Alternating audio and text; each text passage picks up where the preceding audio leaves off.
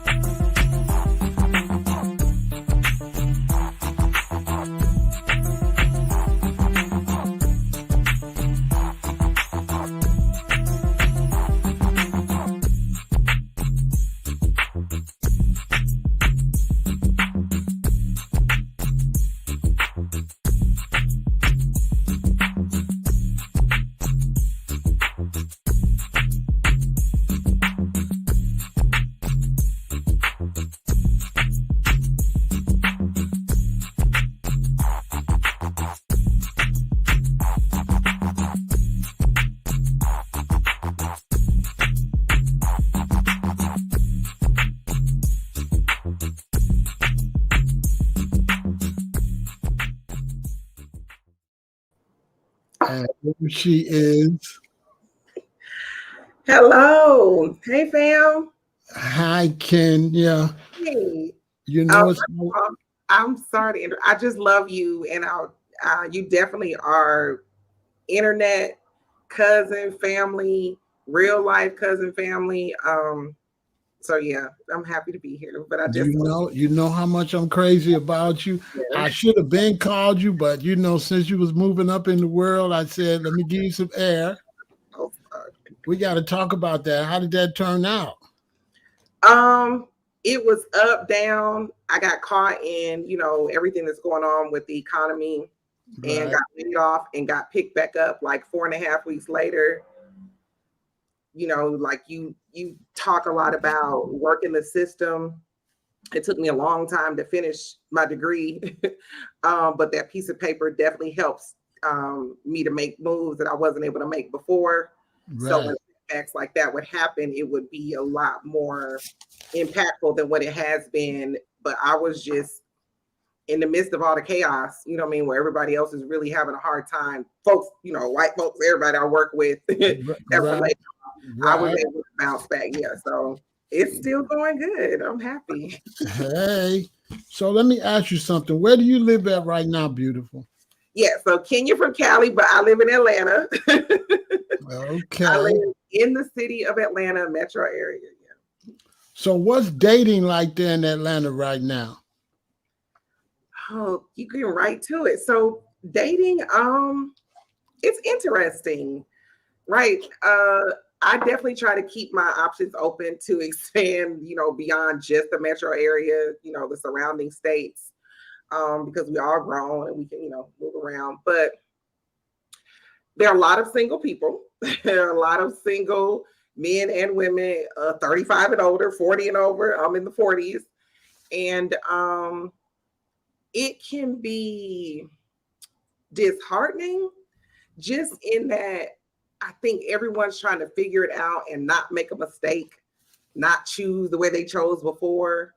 So you either end up giving someone too much of an opportunity or not enough. You know what I mean? So it's sort of that back and forth. Everybody's trying to be wise, but at the same time, we're shortchanging each other. Ah, okay. So what was dating like during the lockdown pandemic and all that? What was going on during that period? Interestingly enough, I had an ex from 10 years before that I had not talked to in a decade reach out to me right before we got locked down. And I was like, oh, great. Like, maybe this is meant to be. But he was just kind of there. We went shopping together, preparing, like that kind of stuff. But, when you kind of try to go back, the same things that were there before, they're still there. You have to be honest with yourself. So once I realized like I didn't need to invest too much time in that and just be honest with where I was or whatever, it was hard. I stayed busy like everyone else on the internet, trying to make content. Right, I right, got closer to you. We had already been close, but I got right, closer to you. You know what I mean? right. Found some new information. But as far as like really connecting with people, it was stressful. I had some really like down times, but I do live in Georgia. I do live in Atlanta. So we were kind of wide open by May. Right, right, right, right, right.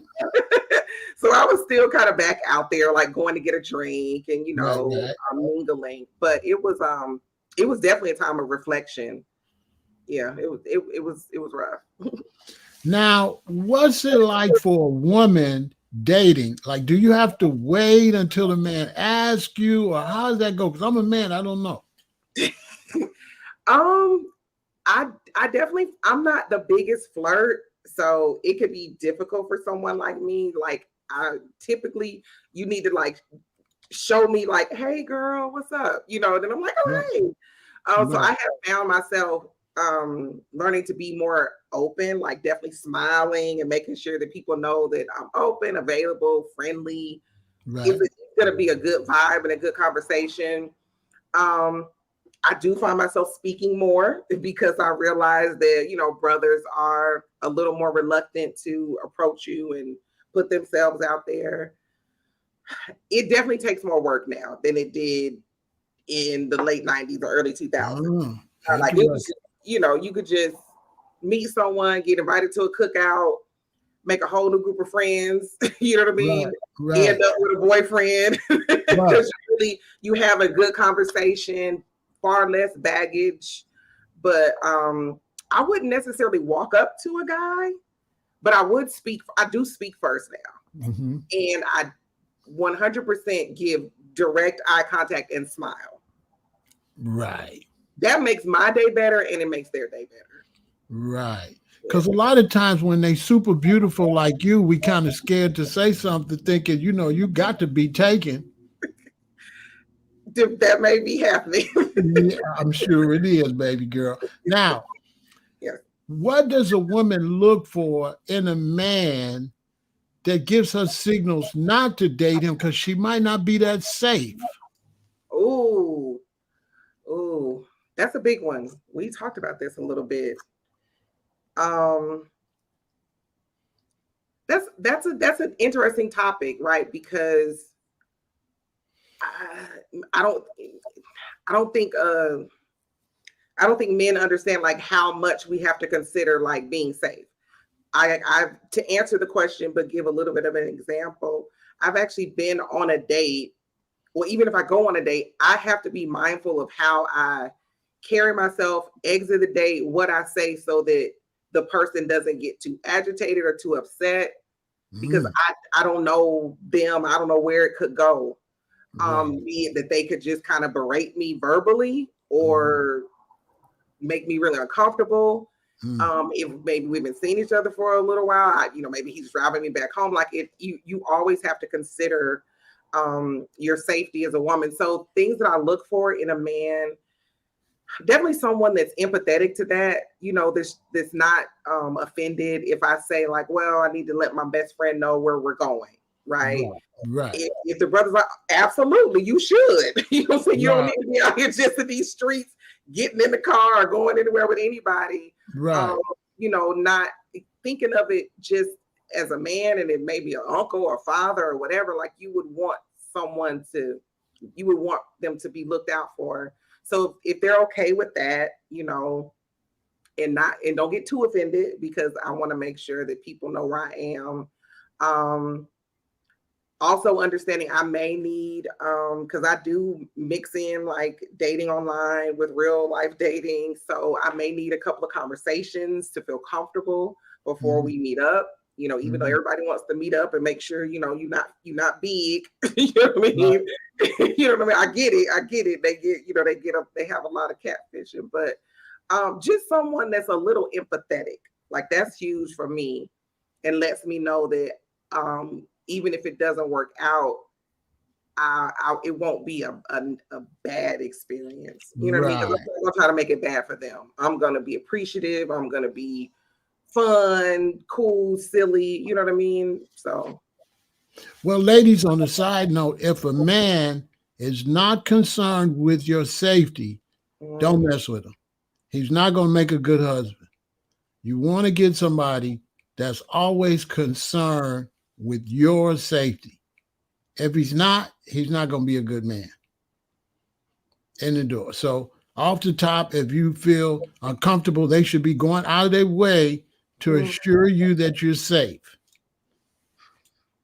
Okay. that's Now, yeah. is there what's some okay for the brothers? We going out with you on the first date. Give us some ideas. Where do we take you? What's a good place to take you where you'll be impressed? Or like what kind of date for the first date? Like help us out. Ooh, that's a good one. First date for me is something fun and interactive where we can like mess up, figure it out. Old school bowling used to be a good date in high school. It hasn't changed. Something where we can kind of have a little competition and see how we interact with each other. Where there are people around and just, kind of people having a good time. That's a good date. I had a really good date right before the pandemic, and we went to this restaurant, not to eat, but like it had a lounge area with couches. Man, that vibe was so smooth, and it was a daytime date, which is always good, for the first date. That vibe was so smooth, just the conversation flowing. You just, something comfortable.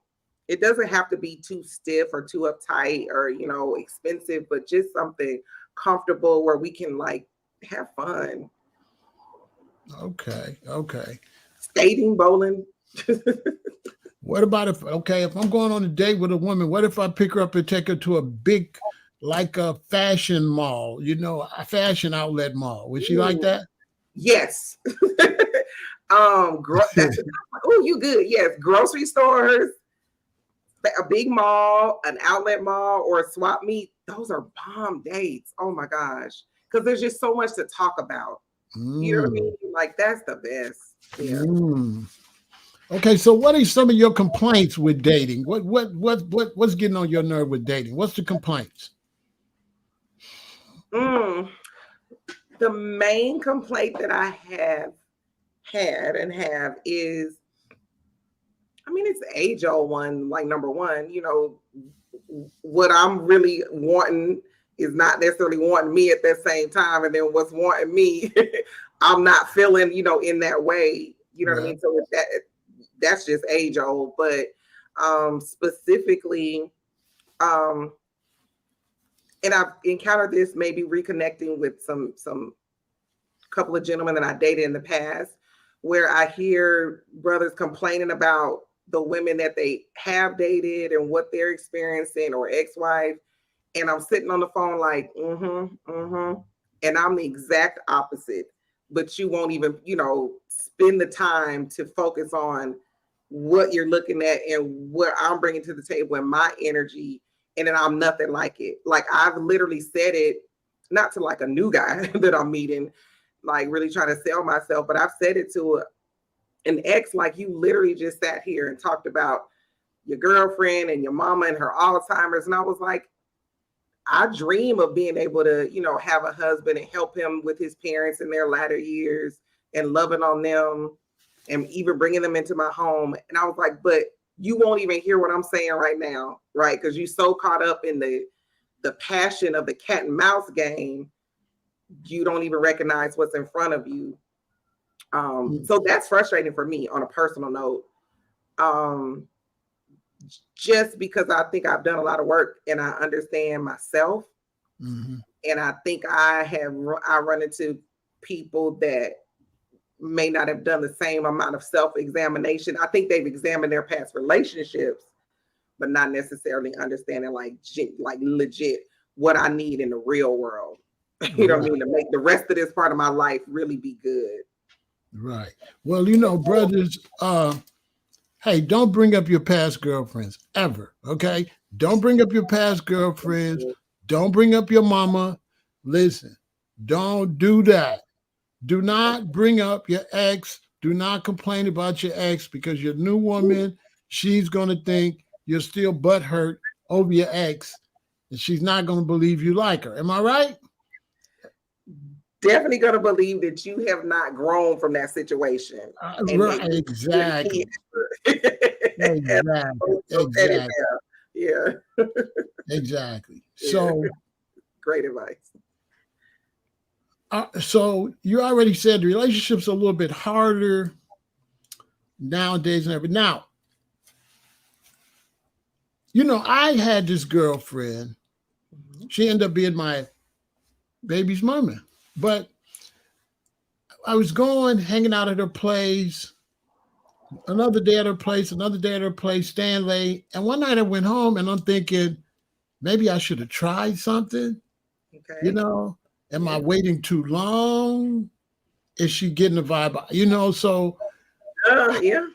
So when should we turn it on hard, like with the sexual attraction? How many, like if I take you out, how many days before I can start looking at your ass and your titties and all that?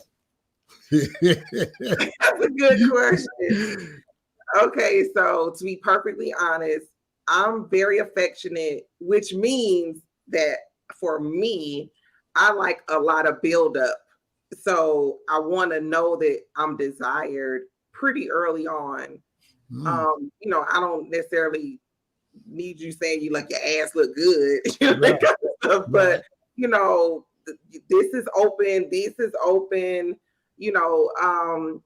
I definitely want to know if I can kiss the person like the second date. I don't want to wait forever to see if I even want to, physically cross that plane. We ain't got to do no bunch of slobbing each other down, but just, cross that barrier so that, we know what's there. Right.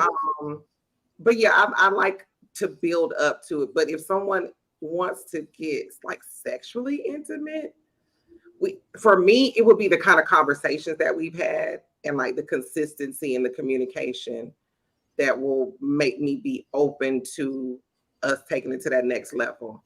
Right. Okay. So anybody dealing with me will know, like, I've shown her like I'm pretty serious. I'm here. I really want to move forward.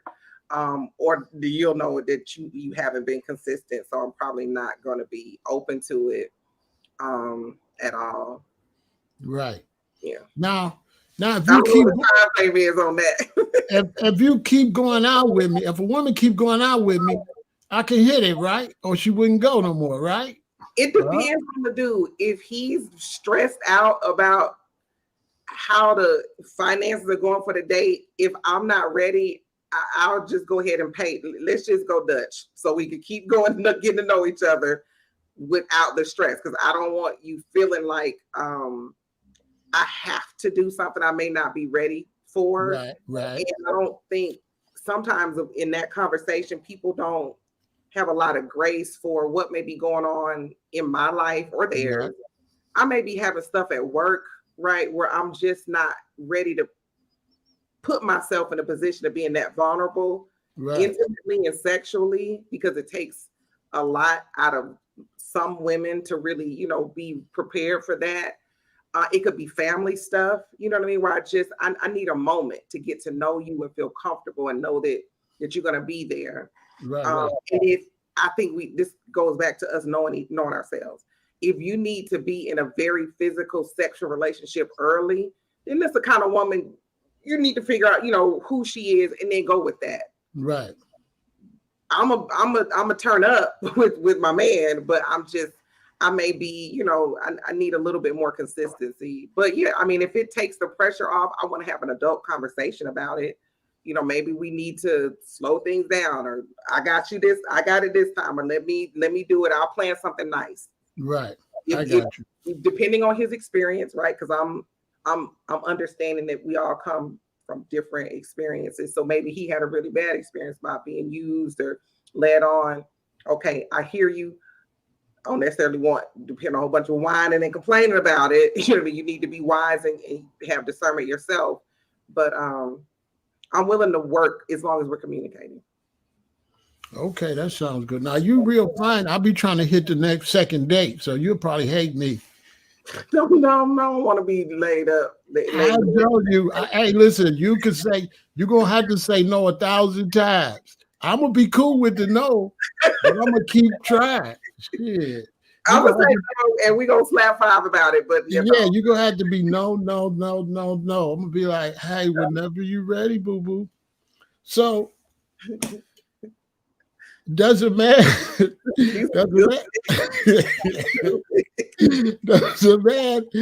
to be the main financial provider? Does the man have to be the main financial provider in the relationship? Because some women say, like, listen, if he can't hold all his weight with the bills, he cannot expect her to be the type of woman that he wants. And that does make sense if he wants her to do a lot of housework and stuff like that. It's like, come on, man, she work and you work. Let's be realistic. But if I like a woman and she's really beautiful to me, and I make 60,000 and she makes 90,000, should I be? How do I deal with that? Because I don't got the money she got, but I really like her. Should I be penalized because I could get money at a later date? Who knows? What do you think? I think 2 things. One, I've really grown in this area because of a lot of what you teach, right? And just understanding the dynamics and how work is different and how everyone works, and Black women excelling in the workplace and even in business. Here's what I feel. I want someone that likes to get money, right, and that's a hard worker. Right. And that's disciplined with his money.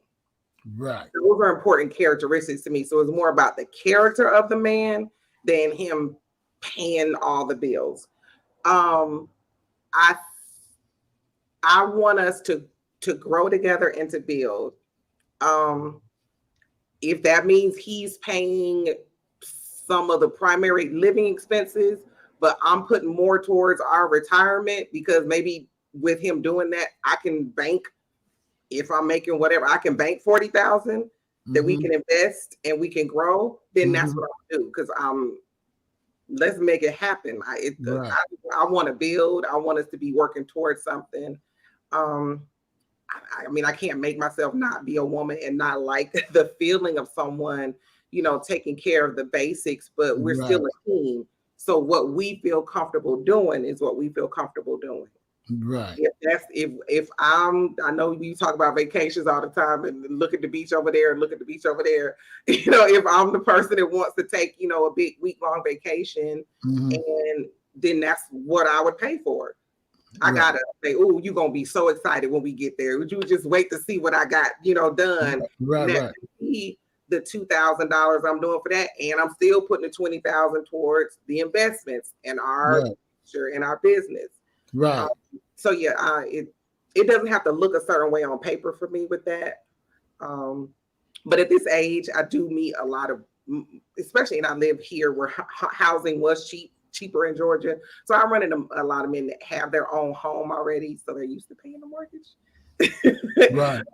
You know what I mean? But I want to live good, and I want a man that like to get paid. Right. So brothers, listen, you got to have some get up and go. She might She might deal with you trying to get it together, but you got to show her some promise. You can't be lazy, because if the woman works hard, she's going to be able to tell if you're a hard worker. It's going to come through really clear. All right. So, brothers, make sure you stay on your square, you know. Now,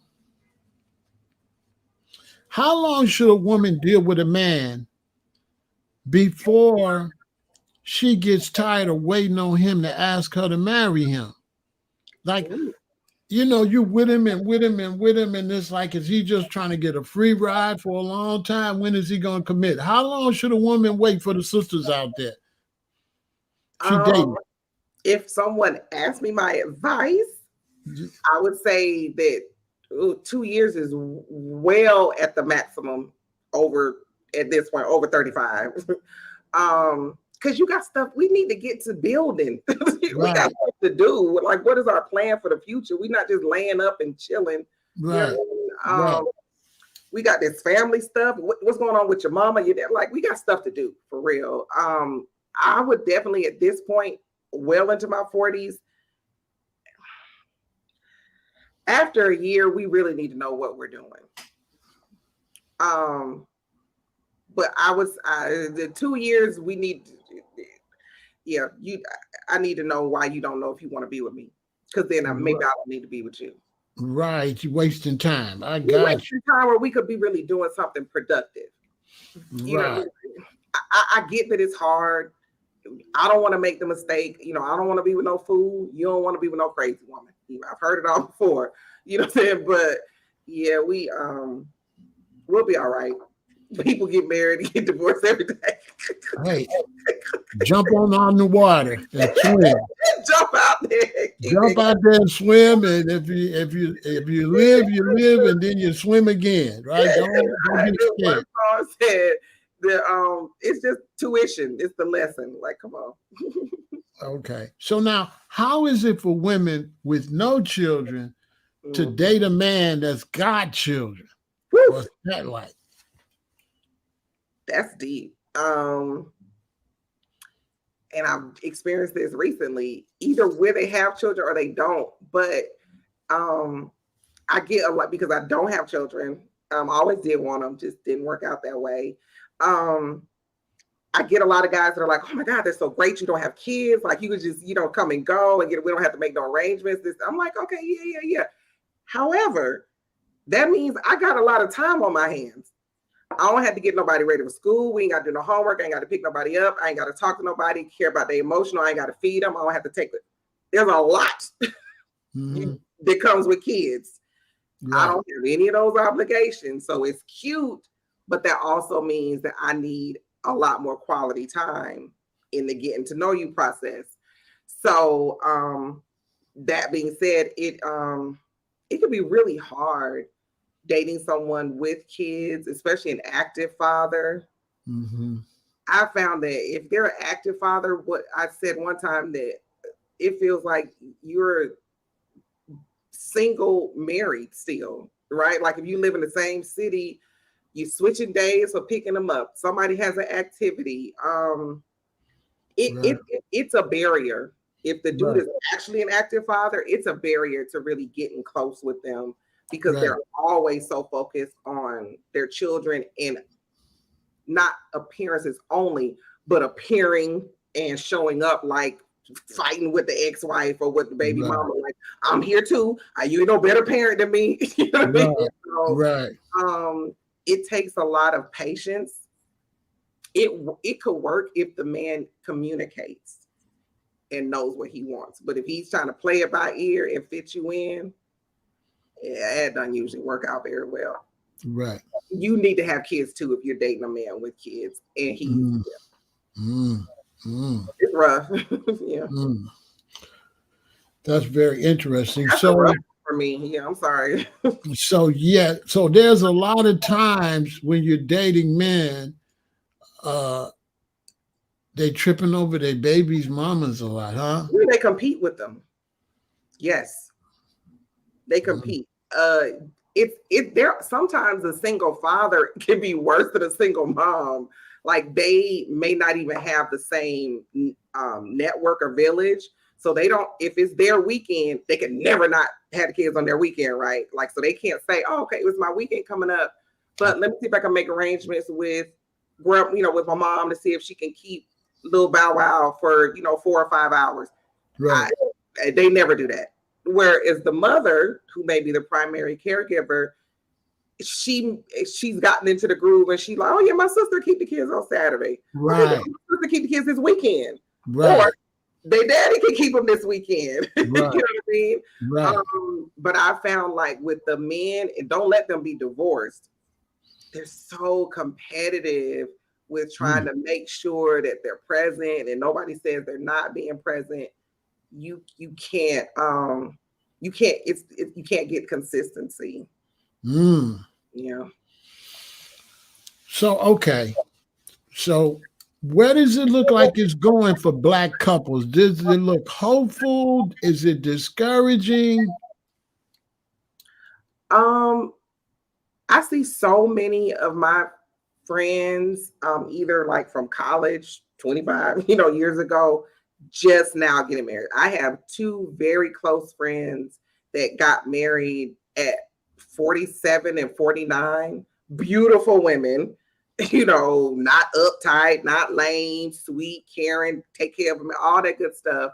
And the men they got married to, perfect for them. And when I say close friends, that means that I know the people they dated before. Nobody was meant to be their husband the way that their husbands are.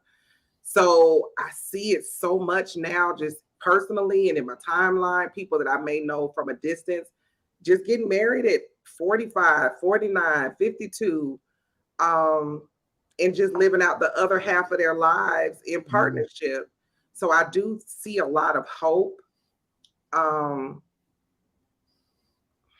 It's just, I think we got to keep doing what we were doing before, right? Like how we got out in the 20s, maybe not going to the club, but we got to go to the park, go walking, go to the festival, you know what I mean? Go to the little house party. We have to be much more deliberate now than as we were when we were in our 20s, just to kind of network and engage with folks.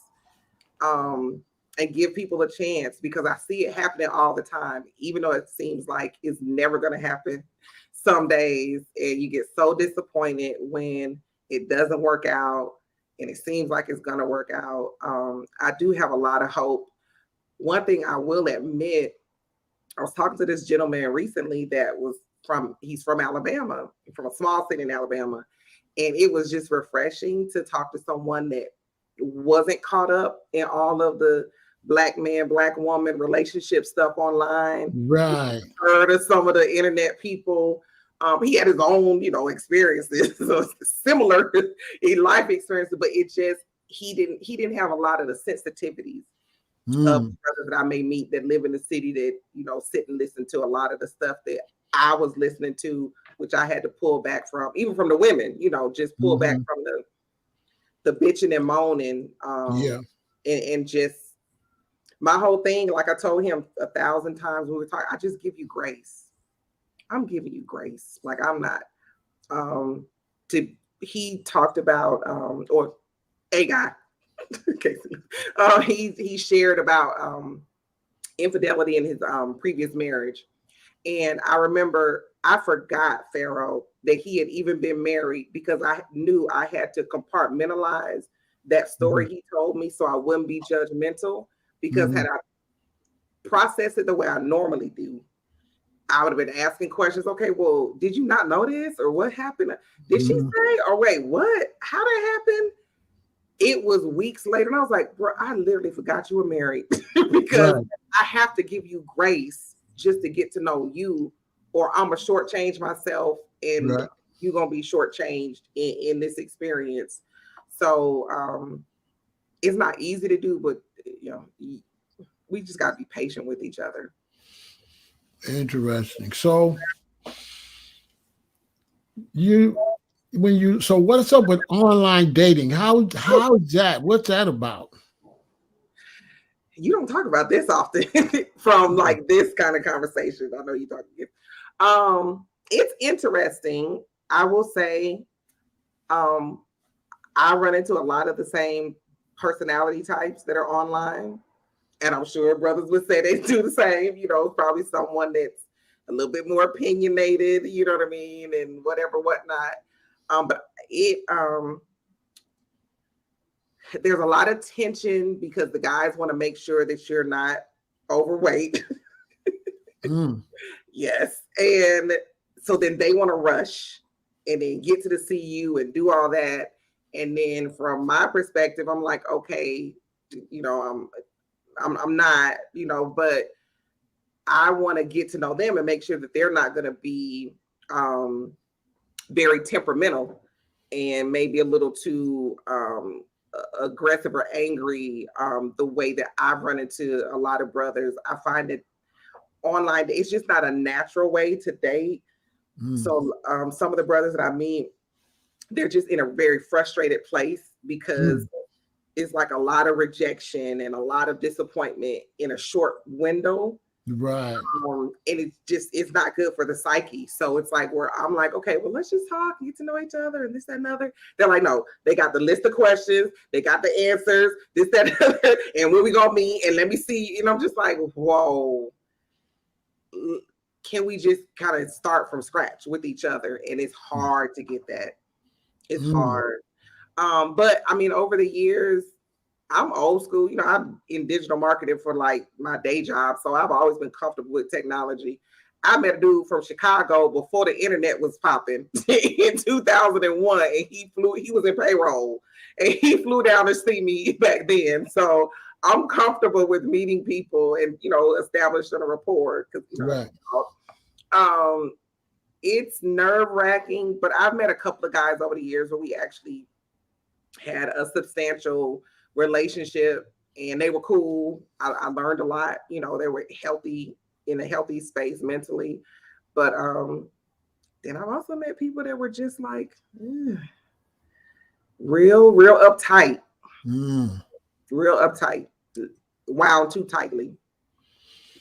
So do you find that men, if they've been cheated on,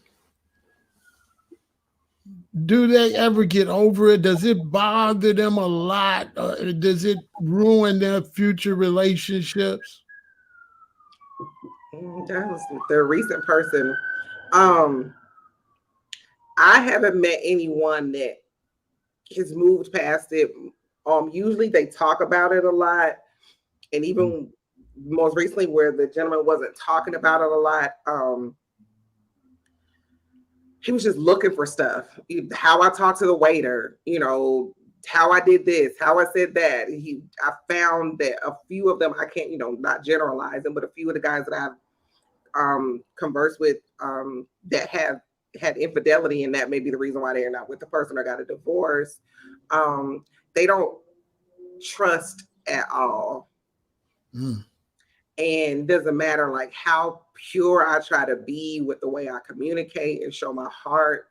I still feel like there's like a barrier up where they're just like, yeah, I don't believe what you're saying. And it may not have anything to do with, infidelity. It could just be in general, just that like there's a very delicate thing with men and women where you kind of trust the woman to be nurturing and to be caring and to be loyal.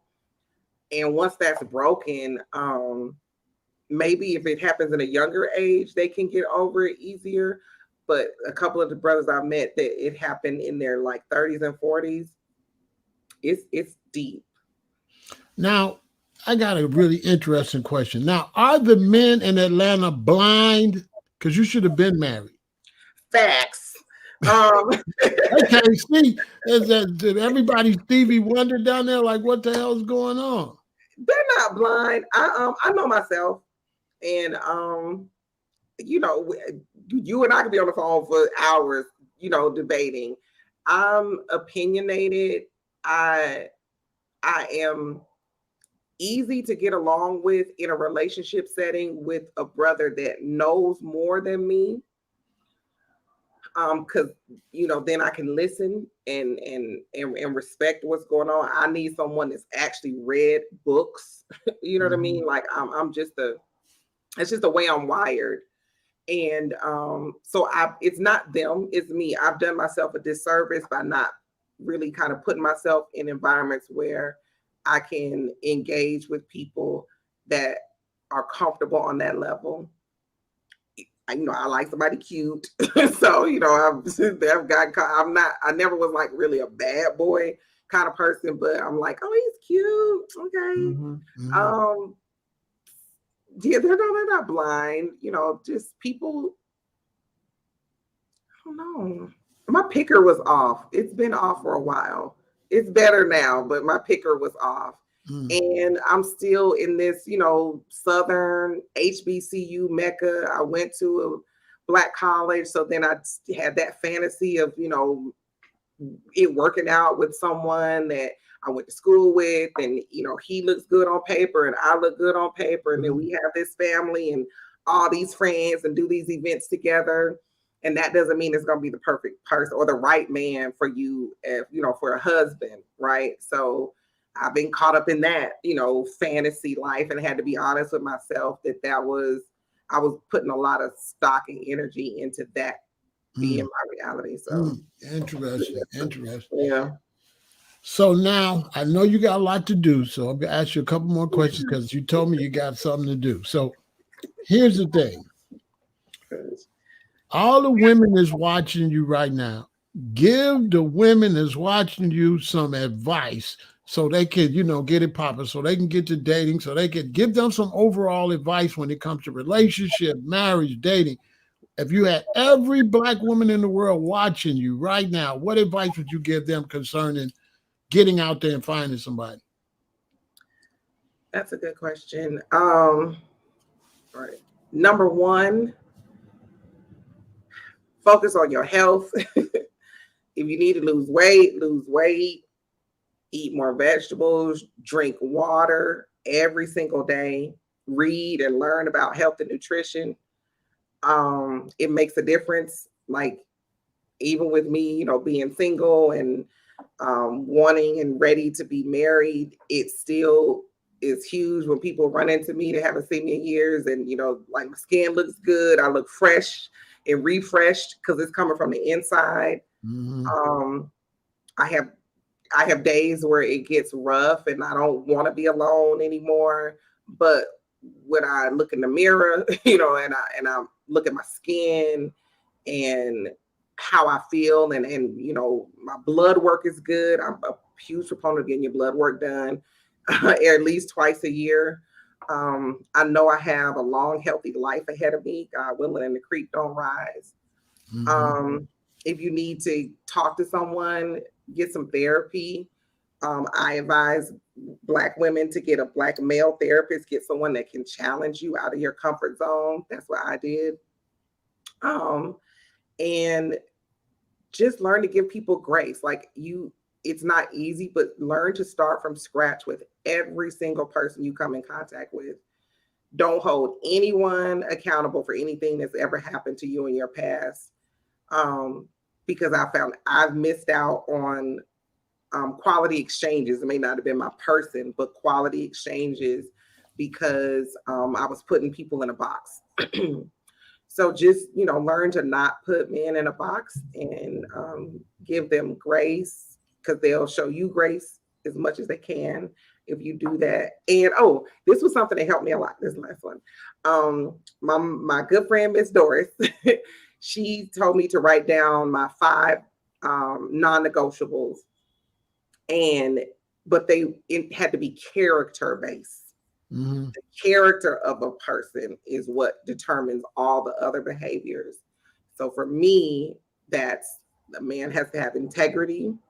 He must be kind, communicative, transparent, and confident. And from there, all the other stuff just flows, right? And if he has 3 of those, then it's enough to move forward. You know what I mean? So Good answer. Now, what about the men? Tell them something because you a lady.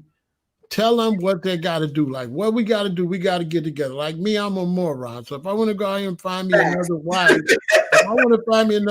what I got to do, to get me another wife, and so I don't run her away.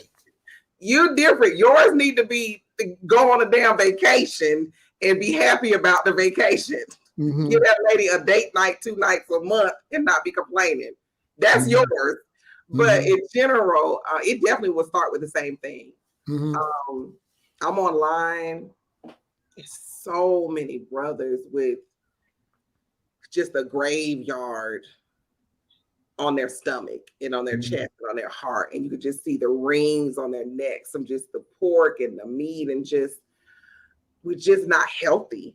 And I don't think it helps us to be in a good place emotionally and mentally. It is adding to the stress that they're experiencing during dating, right? And so then they're uptight and tense because they're not really, the sex appeal isn't there for the kind of women that they really want. So my loving advice will be the same, eat more fruits and vegetables, limit the meat, drink that water, get your blood work done twice a year, do some cleansing herbs, just feel good from the inside so that you attract, the kind of woman you want. I've been blessed to have conversations with brothers recently where they are really excited about meeting someone like me, don't have to be me, that wants to live healthy for this second half of our life. And that's, you don't want to have to fight nobody to get there. You know what I mean? You want someone that at least has that desire. And then on an emotional level, just try being more empathetic, less judgmental. Start with the heart and go from there. Give people a chance, and give yourself a chance. I've learned so much in the last 2 people that I've talked to internet people, not slept with, but talked to and dated. I learned so much about myself, and I wouldn't have had that if I didn't give them a chance. So it was a net positive. So yeah. Now, from a man's point of view, Yes, sir. how much of a grace period do I get? Like if I take a woman on a nice vacation, like you said, we go out of town, we have a good time. Now, how long do I get with no complaints? Do that wear off quicker? See, my problem is I do all this stuff for you, and if you start complaining about something, I don't feel like you appreciated it because you're complaining too quick. It's like, okay, so all of that was for nothing. It's like, that's communication. Now that's real. I think that it's cool for my man to say, can you now take your ass to Rome? If we gonna go to Rome, I don't want to hear nothing about no vacation. You need to go to dinner with your sister for the next 6. That's a real relationship. But we have to know ourselves, right? So that's you learning yourself and saying, yeah, I don't really want to hear about that again for another half a year. No, that's not what I'm saying. I'm saying if I take her on a date, yes, if I take her on vacation and I come back, let's say we get back Sunday. Yes. And if she's mad at me by Wednesday, yeah. That just for something else. That just blows me because it's like I'm not getting no type of leeway. It's like that's over with, and it's just back to the complaints. So what was all that for? Like that didn't even do you no good. You still complaining. That's a lesson for me. I'm not a big complainer. I mean, I complain about BS, like the temperature in the house and stuff. But yeah, if my man takes me if we go on a date and we go eat, because I'm gonna start shaking my shoulders once I get the first bite. I don't really have a right to say nothing for at least 14 days. It needs to be a good 2 weeks of peace. Like seriously, right? Especially if I know, number one, if it's not his thing, or if he planned it, or if it's just he'd rather be working on something else. Like, you always working on an idea and building and doing something. Yeah, I think as women, we really need to focus on timing and intervals, like 2-week period, 30-day period of, let me not say that. Let me not do it. It ain't that deep. Let me just move on and go find a way to be soft, right? And to be sweet. I'm learning to be better at rewarding what I like to keep getting more of it. But yeah, 2 weeks for a date. Now, if you took me on a vacation, you definitely got a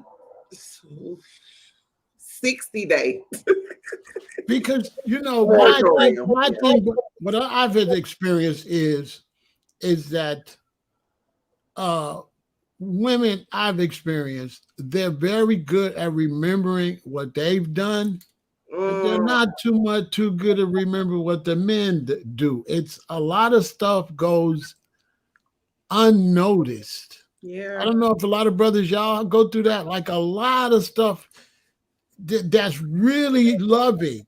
Simple stuff like brushing your car, the snow off your car, going to put gas in your car. We take that serious. yeah. And when it kind of gets brushed off, we think, well, if I wasn't here, you'd have to do all this yourself. Which So I don't know why you don't. I don't know why that not considered love. right. It is. No, it's not. Like No, I yeah, have friends and families, yes, I have seen it to where, yeah, a man could clean the pool, rake the leaves, and they're still complaining about something else that wasn't done. You have to nip that in the bud early. To be honest, the people that I've seen it the most are my friends and family that have been married for a very, very long time since they were younger. So they take a lot of things for granted. now My friends that get married later in life would never do that. Because they have now been, yeah. now most men would agree with me. When we're in a relationship with women, why are women never wrong and never apologize? Why is it that for most part, women know they're the sex item, so they kind of withhold their affection to get the apology, even if they're wrong. Like we don't get many apologies. I tell men all the time, if you're gonna be with a woman, get used to saying I'm sorry, because if you wait on her, because it seems like you all can stay mad for 30, 60 days. We can only stay mad for 15 minutes or half an hour. But it looks like a woman can stay mad a long ass time. I know women that are like that. I'm the opposite. So this is how my dating conversations usually go. I'm usually sitting listening to a man talk about a type of woman that sounds completely unreasonable, unrealistic, and not at peace with herself. But at the same time, most of the women that I know like that are married, right? So I can't really help brothers in that department because that's my personality isn't like that. There's nothing in me. I can't hold a grudge. I don't like being mad. Even in the middle of a disagreement, I want to hug. Like I don't know. I can't help y'all with that. You have to find someone that is more sensitive and caring. But what I've found, to be completely transparent, is men say that they want the opposite of what they're experiencing, but they don't understand that someone that's not like that, who's going to be a little more soft, is going to be a little more sensitive in the other ways. And they need someone that's soft in, not soft, but someone that's tender with them too. Right. So I'm never going to yell at my man, fuss at my man. The only thing I'm going to complain about is dumb shit that we think is funny. Like, it's hot in here. God, dog, what do got a temperature, Right. kind of stuff, like silly, fun, maybe annoying stuff. But I also need someone that's gonna be affectionate and tender with me. And I found it doesn't always line up, because I think that a lot of men, or not a lot, I think some men are very attracted to the passion and the heat that comes from those women that are, hard to get along with and ungrateful. And it's not easy for them to be satisfied with a woman that may be a little bit more kind of subdued and laid back, not personality wise, but as far as like that push and pull and that anger. Yeah, I don't know. I have very close friends and family, women that are like that, and I just pray. Like, I sit there, I try to talk to them and say, "What have you thought?" And he did this, and I mean, that was really good. Like, he took this for the kids, and he trained the baseball team, and he cut the grass. it don't mean nothing because he didn't get the cabinets done when they wanted the cabinets done. I'm like, well, shit, he married you. I can't do nothing. I can't fix it. Well, a lot of times that's not the one we married or start dating. That's the one they turn into. Like, if it was like that early, it would never pop off. So usually we get tricked in. We really fall in love with her, and then that's when we meet Frankenstein. We don't really meet Frankenstein. It's like who the hell is this? But I already love you now, and now you batshit crazy, and I'm like, oh damn. Now, that's true. That's true. That's true. It's not fair, right? Because don't nobody deserve to be unhappy. And I don't know. You want someone that want to create peace in the home. But to their credit, like the friends and family members, the women that I know that are like that, that'll go off and cut a food. Hey, my grandmama could cut a food now, but she also knew what side the bread was buttered, so she knew how to play the game because she didn't have to work. But they still are, could be good mothers, and still loving partners. It's just they have that downside, and that make you want to hurt them side is really high. Like, so they're not all the way bad. You just got to figure out if that's what you want to live the rest of your life. Now, from my point of view, when you are trying to discuss a situation with a woman, tell me if I'm right or wrong. It seems like the man's conversation is one place. It doesn't seem like the conversation ever. It doesn't seem like we ever deal with the conversation. From my point of view, it seems like men are more practical. They want to really talk about the issue. And women have a tendency to throw out other kind of issues in that. Okay, this happened. What does that happened have to do with what we're talking about? And it always seems to be kind of like this. It's maybe I'm wrong, but it seems like it's very hard. It's very hard to talk to women. They are not very practical. They're very emotional. What's up with that? That's definitely true for the most part. I do think that women like to start with how they feel about a situation. And I found it's really weird when the men want to talk about step by step what happened and how we got there. And I'm just like, well, I don't need a tape recorder. Like, I remember, how we got here. So we can come from two different angles. Like, one wants to talk specifically about the events, leading up to the conversation. And the other one wants to talk about how they feel about where they are or the conversation. That takes practice to get on the same page and acknowledging that we're different. Not nobody's wrong, but we're different. So, okay, let me know how you feel. Like, when I'm having a disagreement or a miscommunication with someone, I want to know how they feel. Like, okay, what's going on right now? Like, how did we get here? So I can have a clear head. And of course, I want to talk about how I feel about it. But if they want to start the other end, how we got there, it's going to take me out of the space, right? But if that's what we need to start to get to understanding, then that's what we need to start. But you got to have those conversations early on in the relationship. Like, early.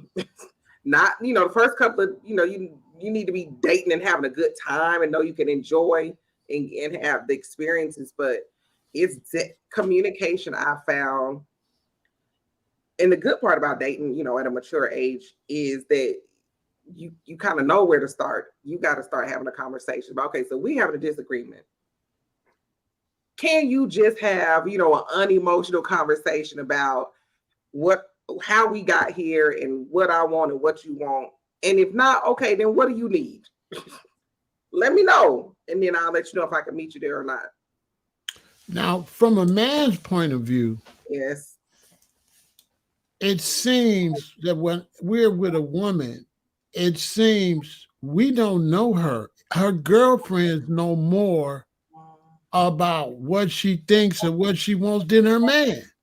Many times the relationships break up before we find a lot of stuff out. It's like, well, you never said none of this. Like, what is what? Yeah, So it seems like women have a tendency to talk to others. So how can you have communication when your partner's always talking to somebody else? that's true. But I think it goes back to what I said, that that's an environment where you can talk about how you feel about the situation. So for me, when I get really stressed out in a dating or relationship situation, in order for me not to be a whiny brat, I need to have another outlet to talk about. Okay, but I don't know. And wait, okay, well, what do you think he meant when he said this? Like I need to be able to work through all of those things so that I can come back with a clear head. And even though, traditionally we've been taught that it's not healthy to have other people in your relationship, you for the average woman, she kind of needs a confidant. Now it needs to be someone that's healthy for your relationship, right? There's rooting for you and your man to be together and to move forward. But some of the emotional stuff, it's just so intricate. You know what I mean? It Now, makes it too much for a man to handle on a regular basis. now, as a man, if I'm with a woman and she's talking, she got somebody to talk to, I become uncomfortable, especially to that person they're talking to, because I don't know what this person knows. Yes. So it's very uncomfortable. Like, how much are you telling her? Do you think that what happens in the home should stay in the home? Because a lot of men, this is our big grief. Stop talking to your mama. Mhm. Stop talking to your girlfriend.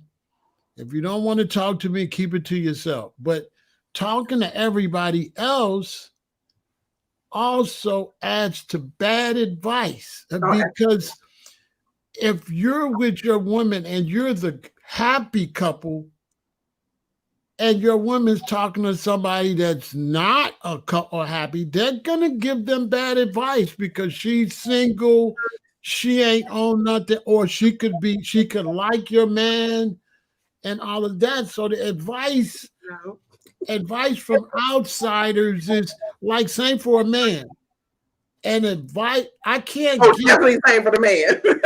I cannot get good advice about my woman from another man because he might have all type of ulterior motives. He could be jealous of our relationship. He could like her. He could not like her. Anyway, he could be a little bit jealous that I'm with my woman more than hanging out with him. So can I really get legitimate advice from them? Because I've been around women, and the women that they talk to is they're gonna be single talking to them women. Well, that's fair and it's true and it's old, hard won wisdom. But here's the thing. You started the whole question with the fact that sometimes it seems like the woman's friend or whoever her close confidant is, maybe her sister or hopefully not her mom, but whoever the other person is, the female in her life, knows her better than I do. This guy I was talking to recently, he said, because my best friend was like checking me on something with what was going on. And he was like, she probably knows you better than you know yourself in that regard. And I was like, yeah, she kind of does. This is where wisdom comes in. You need to examine that person, your woman or potential woman's confidant, early on in the relationship.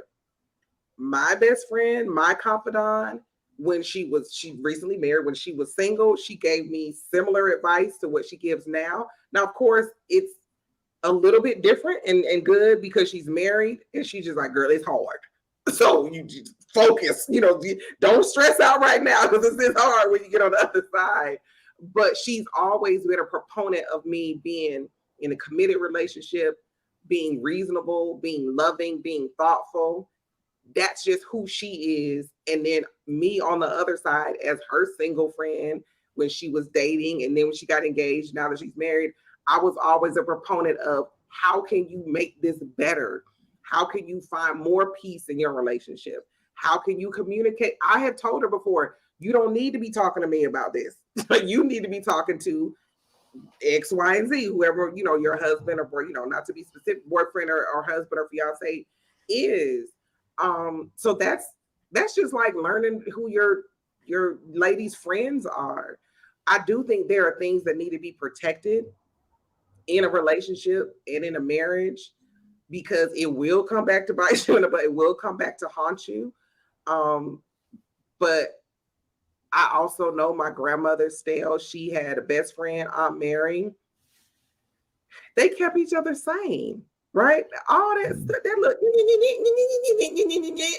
they could get that out with each other. And then when Aunt Mary would go with Uncle Al and Grandma would go with Granddaddy Jack, they had already gotten out a lot of that emotional stuff that they needed to get out during the day.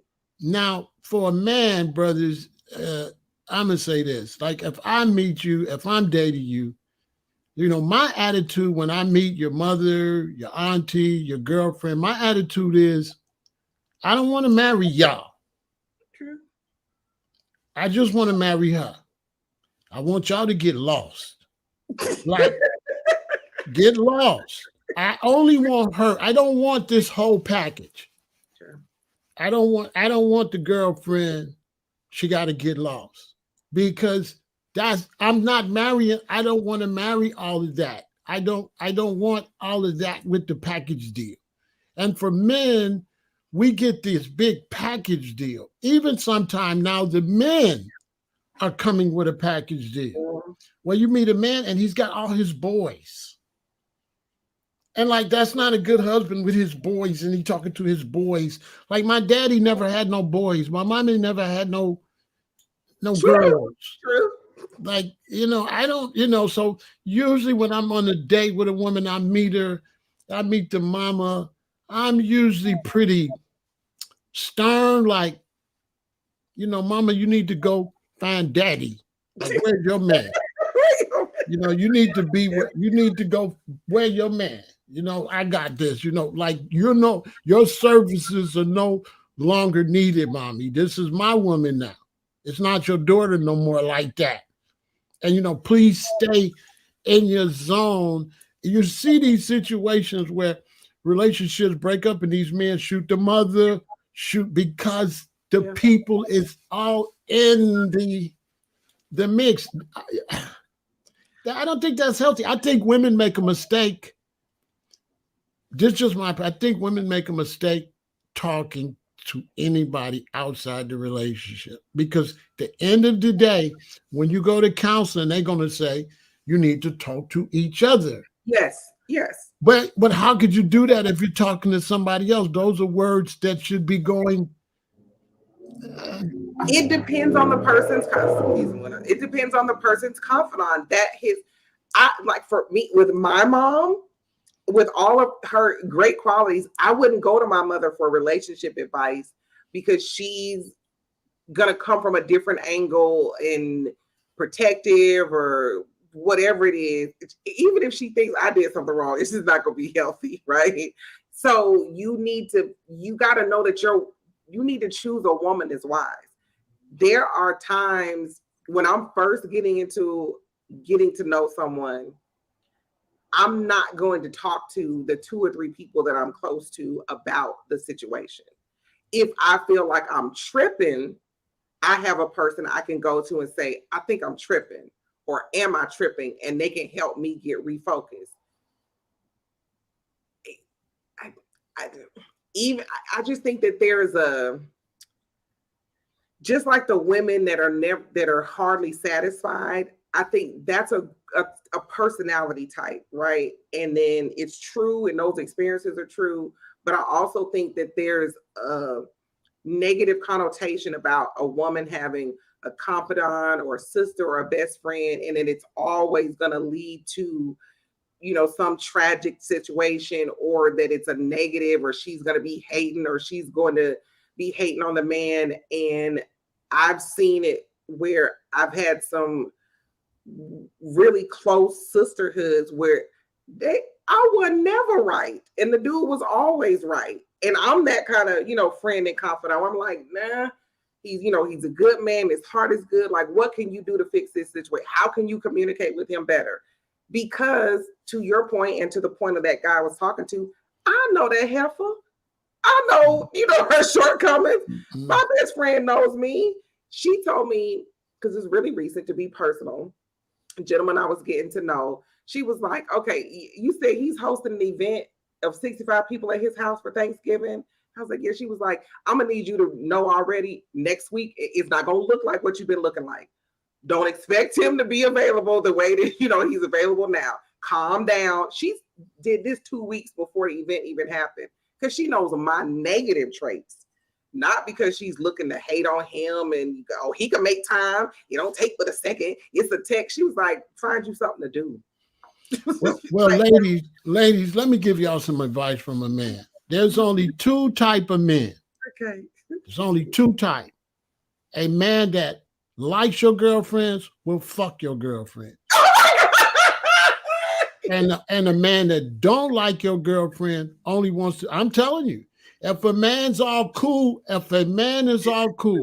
with women and sisters coming around and they buddying, which and it's cool, these dudes, because naturally men, now ladies, it has nothing to do with a relationship.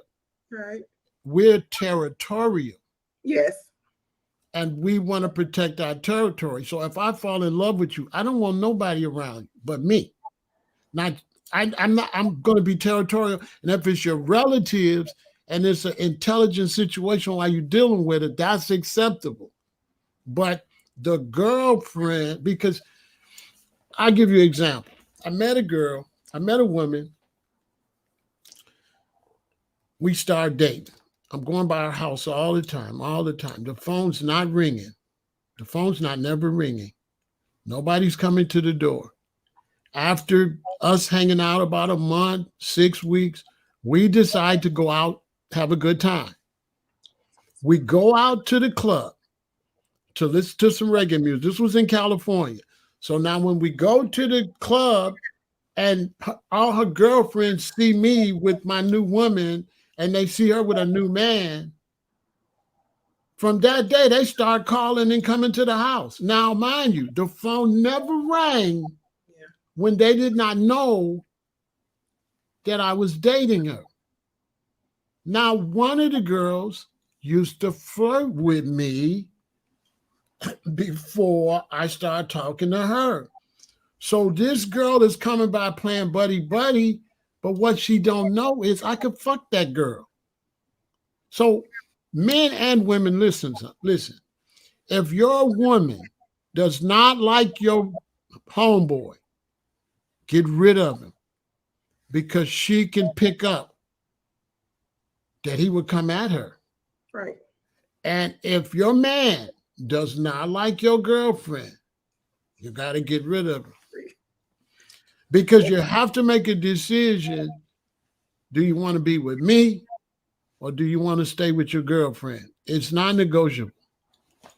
I have a question. Well, number, I agree. Like, I have a guy best friend, and I told him when he was getting with his now wife, when they were just dating, that if there ever comes a time, like, we had to change the time of day we talked, how often we talked, all that, as they got closer. And I was like, if she's ever uncomfortable with our relationship, then we won't be able to have like a friendship. And he was like, what? And I was like, yeah, that's the way this works, right? Like, she needs to be comfortable. Thankfully, I'm who I am, and she was comfortable, and I know boundaries, and like, I don't talk to him after 5, all that, all the stuff you do when you respect yourself and you respect another person and also their situation. However, so that's one thing. So yeah, I do agree that you will have to make adjustments and you may have to make a decision at some point. But also, I want to be mindful that if you want to remove the confidant of your woman, men and women have different needs. Women are highly verbal. The average woman is highly verbal, and she got a lot of thoughts and a lot of feelings all the time. So if you remove, and those relationships on a chemical level with oxytocin, I think specifically with oxytocin, men can get a release or a rush of oxytocin through having sex with a woman. Right. It's amazing. It's like 1,000 times, whatever. With women, we have like, I think, 50 ways of being able to have an oxytocin rush. When I looked at the list, it was so girly. One of the ways that we feel a rush of our release of oxytocin is planning an event, like being on the phone, making it happen. And who's gonna do this? Okay, what are we gonna do? Okay, oh my God, like it gives us a rush and a sense of relaxation and peace. So to take away the confidant and those outlets of pleasure, chemical by natural pleasure that a woman has with these close relations, not unhealthy ones, and not with raggedy ass people, that means that all of her emotional well-being is going to be on you. Exactly, like it should be. Because if you're single, you know you're in there creating content and albums and building a business 20 hours a day. What you supposed to do? Check this out. If you're single and you got all these confidants and you got all these girlfriends, your mamas and all this stuff, but you're single, you're not happy. You want a man. So the question is, what you willing to give up? What you want to give up? You can't have a man and still have what you had single, because obviously your confidant didn't make you happy because you'll date her. So then it gets to a point, right? Because, like, okay, perfect example. You said, like, say we're in a relationship, I'm in the other room and I'm working and stuff like that, and you feel that you need something to do. Maybe you can come check on me. Maybe you can come and maybe you can come and talk to me. Maybe you can come and give me a break while you're talking to them. Maybe you can bring me something to drink, or maybe you can rub my shoulder. Maybe you can help encourage me do what I'm doing, especially if it's going to be making money. But now, if you're talking to somebody else, they're getting information that I'm not getting. So somebody knows a part of you I don't know. How can I know you if she knows stuff I don't know? How could you say you're my wife when somebody knows thoughts that I don't? That's just the way it is.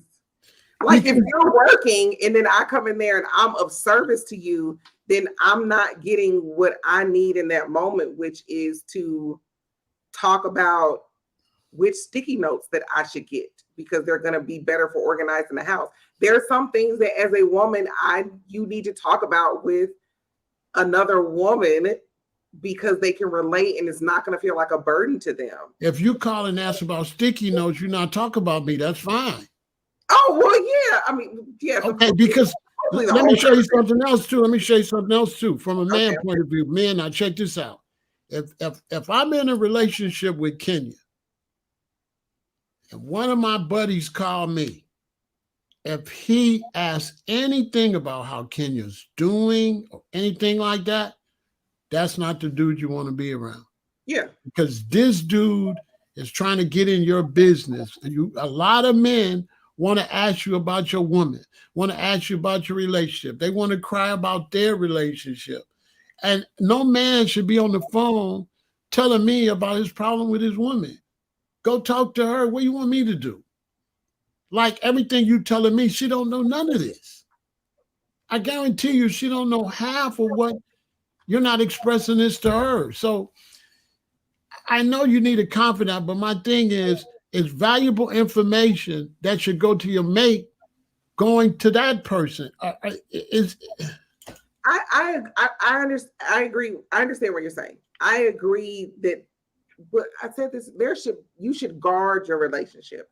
So yes, I agree that your man should have a level of expectation of privacy when it comes to what he's doing and how you feel about him and the things going on within the relationship. And then when you're married, the things going on within the house.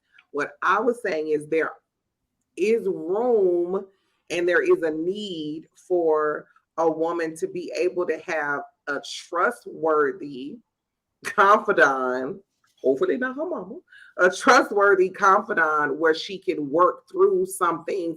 And it doesn't I wasn't talking about just relationship things. Right. That's why I use the example of like she needs an outlet because it will drive you crazy if you've been married. If you have to be everything to a woman and listen to all the thoughts that we have, that's a lot. No, it's not, because I've been on the phone with my girlfriends and we'll be like, oh girl, I'm tired of talking. Like we have gotten on each other's nerves because we're being so, in our girliness and just talking. I find that if my woman got somebody to talk to, the woman she talked to ain't got no man. Or she would be busy. That's not true. I told my grandmama and her best she friend would be, listen, she's supposed to be busy. She's supposed to be too busy with her man to have time to sit up and listen to my woman. That's old school. That ain't how it work no more. But that's why it's not working either. Look at the divorce rate, because I'm going to be territorial. So if I fall in love with you and deal with you, everybody else is out of there. Yeah. I'm not going to want to deal with them because I'm not going to be able to see where they'll benefit us. You might have a woman that talk to you that benefits you, but that doesn't benefit us. And if somebody's benefiting you, that's not building a couple. It's not. I agree. I just think that we come with different experiences. I happen to have people in my life that don't sugarcoat stuff and tell me about myself and want me to be married, right? And want me to be healthy in a relationship. And when I have been in a relationship, they're like, okay, but did you call that nigga today? Did you do this? Well, they help me, be good and be right. I'm gonna be honest with you. If I'm dating you, as beautiful as you are, I'm having you invite all your friends over. They all could come over the first day. So I could tell them their services is no longer needed. Get the hell out. Don't come back. And don't come. Listen, she's straight. They gonna be like, he the one. Because I'm gonna tell you something. If I go by and you got a girlfriend over there all the time, I'm fucking both of y'all. Yeah, that's what I said. Listen, if your girlfriend over there too much, I'm fucking both of y'all. Now I'm gonna tell you. Now, if she ain't getting fucked, she gotta go home. You always run out. You always run out. Is that ridiculous? But I'm just saying, like, what's this extra pussy? Why is this extra pussy here? I think I agree with you. I'm not saying so. You don't need to have nobody in your house all the time. I don't have nobody. Even with my best friend, she moved away and got married. But even when she was here, we weren't over each other's house all the time. When I like a woman, I don't like nobody around her. Hey, I'm just telling you, because one problem I feel with women is, what women don't understand is, it can only work our way. It can never work your way. That's true. We're dominant. And so some women want it to work their way. But no, because I'm asking you to marry me. I'm asking to be the dominant person in your life. I'm asking to be your everything. And it has to go my way. It can't go your way, because I can marry a man then if we're going to be even. It's like, seriously, like, it's the nature of a man. We don't like other people. Like, my father was a kind of a loner. Yeah. We don't like people up in the mix. We don't like the phone ringing. We don't like, even television has become bad for our relationships, where our women is watching all these goofy women on TV, and it's influencing her because she's watching them and they cheating and they complaining. And man, have you ever been sitting up with your woman and she watch TV and a dude cheats on TV and she start looking at you? It's like, that's him. That's him on the TV. What? And she actually brings that energy into the house. Yeah. So if your woman is talking to a woman and her man is cheating, that energy does indeed. It can, yes. Yeah. But I agree. I just don't think that isolation is a healthy relationship. I think It's not isolation. If you love me, it's me and you. How is that isolation? him. How is that I want isolation? to be my man's closest confidant for the most part. I still want, I still have a goddaughter and a best friend, and I want those relationships to coexist, but there's a hierarchy. My man comes first in like all the categories, right? But getting with someone at this age, you number one, you need to find a woman that has healthy relationships. How often would you say in a year do you see your best friend? How many days out of a year do you see him and talk to him? We talk maybe on average once a week. Um, we see each other because she moved away, but when she was living here, we probably saw each other a couple of times a month. And now that she lives in DC, we see each other maybe 3 times a year. Okay. And she and her husband came down here so we could all go to the Frankie Beverly and Mays concert. But yeah, I'm not. I don't think that it's healthy to. Oh, what I was gonna say, not healthy, is I have people in my life where they are married and we keep talking. I'll be right back. Keep talking. Yeah, we don't talk in the evenings because they have, their routine with their family and either kids or no kids or whatever. And it's completely normal. And then I also have people, depending on their husband's schedule and the way that they kind of manage their household, we may talk more into the evenings on a more regular basis. But it's not necessarily because, they're putting me in their life or in their business, but we would just talk more, and they're still married. So I do agree that you have to do what works best for your relationship and your household. I'm a person that gets very focused when I'm in a relationship. So I'm usually not available. I am that friend that'll get missing in a relationship. They'll be like, "Oh yeah, I knew, girl, because I ain't heard from you." So I get it, but I still like to be able to come up for air and touch base with my healthy form. I don't think at this age that I'm healthy for a marriage if I don't have healthy friendships with healthy boundaries. If I still have women that are like all in my business or not wanting the best for me in a marriage, you know what I mean, and for my future and my retirement and what we're gonna do, then I haven't really worked out what it's like to be a grown person and a grown woman. So like I said, my best friend and I mean, if I call her today and she don't call me back till next week, she's just living her married grown life. And then, we'll touch base and maybe something about work and something about the kid. It's not, I don't think it's healthy to sit on the phone and talk about your man, right? Or your woman. But that happened. But that, come on. You gotta go know the woman. Listen, from a man's point of view, we don't know what y'all talking about. Y'all talking about how we have sex and all that. It's very young. How do we know that? See, this is what you understand. That's no. Listen, that's very uncomfortable because we don't know. Yeah, like you can't convince us that a woman's gonna be open with everything she's saying on that phone. So now we're in the dark. It puts me in the dark. You say I gotta trust you, but I don't like that because what are you saying to this lady? I don't want nobody to see me and know more about me than I know they know.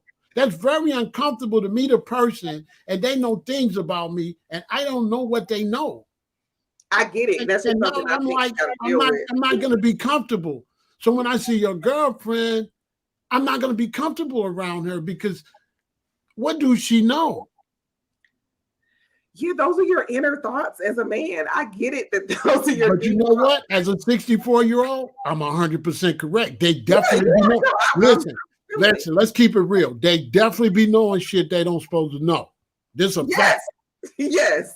Because at the same time, if a man, if for men and women, when they get ready to cheat, guess who they use to get away? Guess who they going to hang out with? Their girlfriend or their boy. Oh, They use them as a cover. Hey, am I lying, y'all? Like people use their best friend as a cover. Oh, I was just with my boy. He'll call his boy like he's going over there and he'll run around with another woman. So these friends are used many times to destroy relationships. this is true. Many times. Yeah, this is true. But I don't think that that means that I can't have close I know. friends. I'm not saying you can't have friends. Let me explain it like this. Like most men will tell you this. Like we meet a woman, we trying to get to know her, and they start parading us around. And I don't think women understand that. They start taking us around.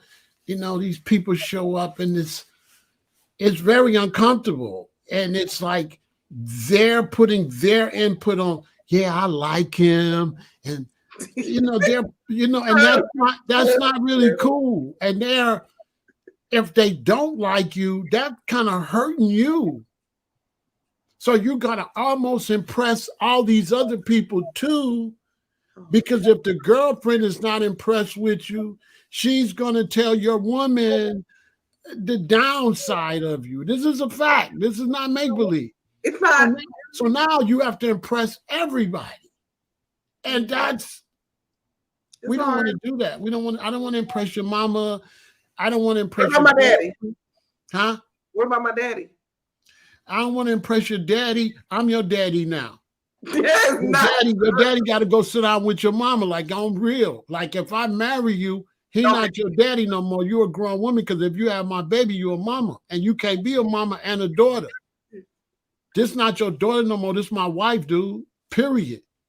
And That's if you too much his daughter than my wife, I can't marry you. I don't want to marry your daddy's daughter. I want to marry a wife. And your daddy go deal with his wife, and I deal with mine. Your daddy can't have his wife and mine. no. I'm saying I'm just saying. Because true. we're very territorial. It's not like we thinking this out. I'm giving you the primitive Yeah. nature of a man. We're very, when we love a woman, we don't want her to dress sexy no more. We don't want nobody around her. I mean, if you take that away, Yeah. do you have a man? Yeah. That's a part of the protection. Yeah. Yeah. So Let me we're pull gonna up. have to talk again because didn't you say you had something to do? Yeah, I said I had a hard stop. Oh, we're Okay. over it. It's good. Okay. So yeah, we can go on all night. You're very intelligent. We're gonna have to do a part two because I got to keep picking your brain, right? But you challenging me. I respect what you're saying about the nature of a man. I'm glad you said that. Now I don't challenge anybody over here, but this is like my family member. So this is not like a regular interview. So y'all gotta know me and Kenya, we like really tight. So Yeah.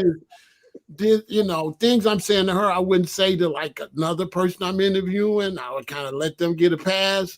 But me and her is cool, so I'm going like too far. Okay. Okay. But I'm not lying though. I'm not lying. If you my woman, I'm gonna hate your girlfriend. That's so crazy. I come in a It's real. listen, I come in a relationship like this. Everybody to a distance, and then let me pull you in. Mm.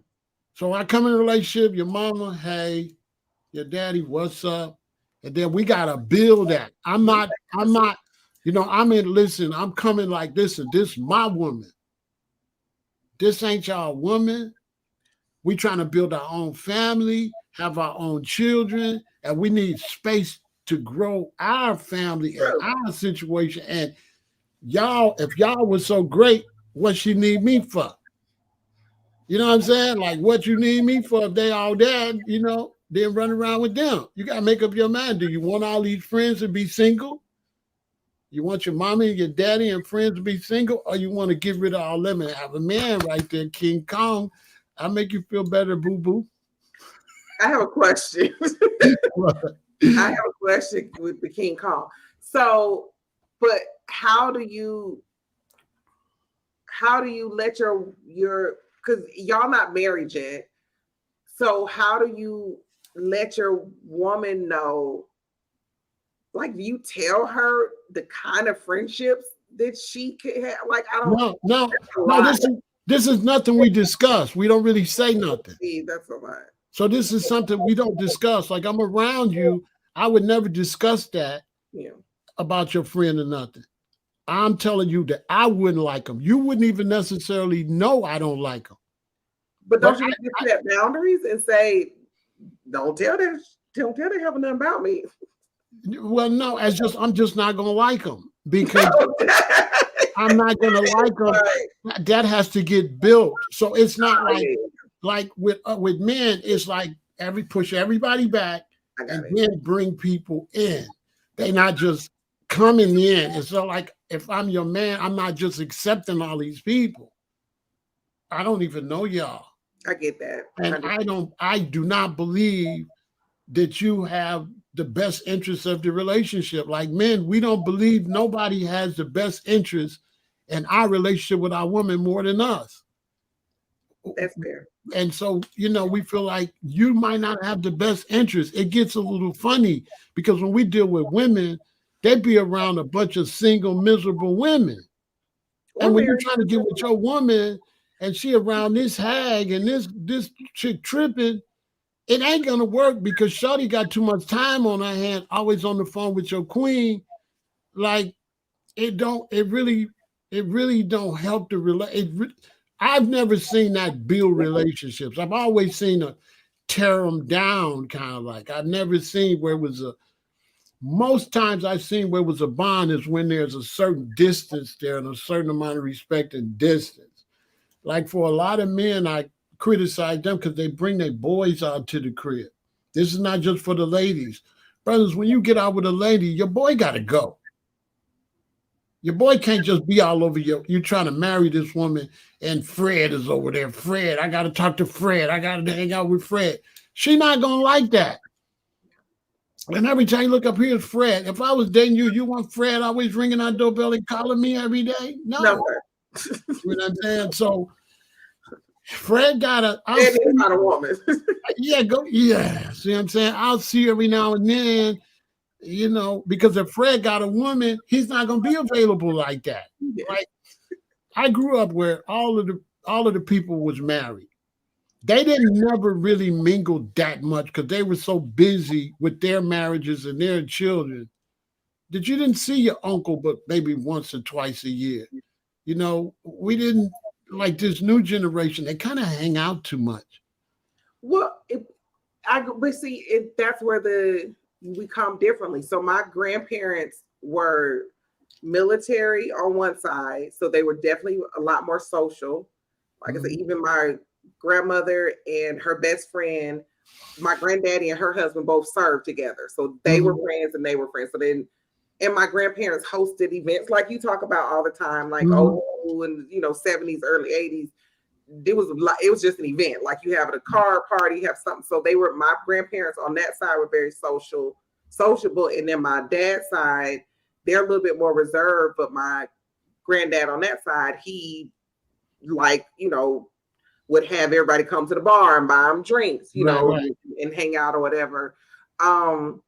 So then my mother and my father are a derivative of that, right? But you see, my parents were very social. Yes, you talk about it all the time. But there was no single people allowed. There usually aren't single people in that time, right? Which there was no single people allowed. If you showed up, if Junebug showed up single, they would always say, boy, when you going to settle down? Yeah, that's true. He was not fathers and husbands were not comfortable with single men, or neither was wives comfortable with single women at the family functions. This was, if you single, they finna hook you up. But Like, I want to cut in because that's of the true history of how we all, so every race was, and it's so different now that have been the single friend. Like the kids want me to come to the house for Thanksgiving and Christmas, so I don't get offended by it because I know who I am. But I know that as the person that has not been married in a couple of my circles, it's so different now. Like I spend Christmas and Thanksgiving with some good friends of mine, and they're married and have 3 kids. right. Like it's a completely different dynamic than what anything. Now this is new, right? Like this is not normal. Wouldn't do this, Right. Back in the day. But if I don't come for Thanksgiving or Christmas, like I have a stocking. The kids like, when Miss Kenya coming? When Auntie Kenya coming? Right? Right. And Right. I hang out there with them, and the family comes over, and I'm sure the elders are like, what is going on with this girl? Like, why? I tell you this. I tell you this. I tell you this. I tell you this. If you was my queen, you ain't showing up. The stocking just hanging there, boo boo. You're not showing up. They're like, what happened to her? Oh, she got a man. She got. But I was single over that holiday. You know what I mean? And we have a rapport. I knew them before the kids were born, and now they got 3 kids, and some of them in college, right? So, to your point, I agree that it is very different, but also it is a little different now, right? Like I am involved in the different way ain't working. Well, it's not working for me, but I'm saying I don't cause any harm to. It's not working. It's not working for society. I mean, it's just not. Like divorce is up. Exercise and not included because I'm single. Like the kids benefit from having someone else there that loves them and can talk to them, and that that they bond with. It's not. I'm not there because I'm dissing my man. I'm just, you're just fellowshipping with people. You just there because you ain't with me. If you with me, you ain't gonna be there, boo boo. You don't even celebrate Christmas, so. But even if I did, I like to see a relationship. I feel needs separation to grow, and then you become more and more social. I believe at the beginning of a relationship, you have to break it down. You have to build that nucleus. You have to spend every moment together, all the time together to make that solid. Yeah. Because if you're floozing around all over the place, y'all ain't gonna be solid. Y'all gonna be like this and like that. And it's like you don't know each other. You over here, you over there, you over here, you over there. And then arguments come, and then you don't pay me no attention because I gotta practice not paying you attention because you're running around with them. So now when you show back up, now I gotta jump into attention. And it's like, well, no, now that's profound because I agree about like the nesting period for a relationship to get solid. I found that in dating, it's so hard to get to that point to where you both are like focused on each other, so you can actually get to like the monogamy and the relationship where we're making plans. I meet men that they're not running into women before me that are interested in that, and then they're not really interested in that focus period. So it's just hard to get over that hump. So I do agree that there's a lost art and understanding of how. Well, let me say this too. There's a balance, and this is the hard part. You don't want to focus on a fool, right? And as a man, of course, you don't want to focus on someone that's completely opposite of what you're looking for. So it's like you have this window of that first month or two where you're like, okay, is this someone I want to really focus on and not have any distractions, and even like not, run by my mama's house or go to this birthday party for the kids over here because we need to go skating or play ping pong, whatever you do. We need to go cook dinner together on that Saturday.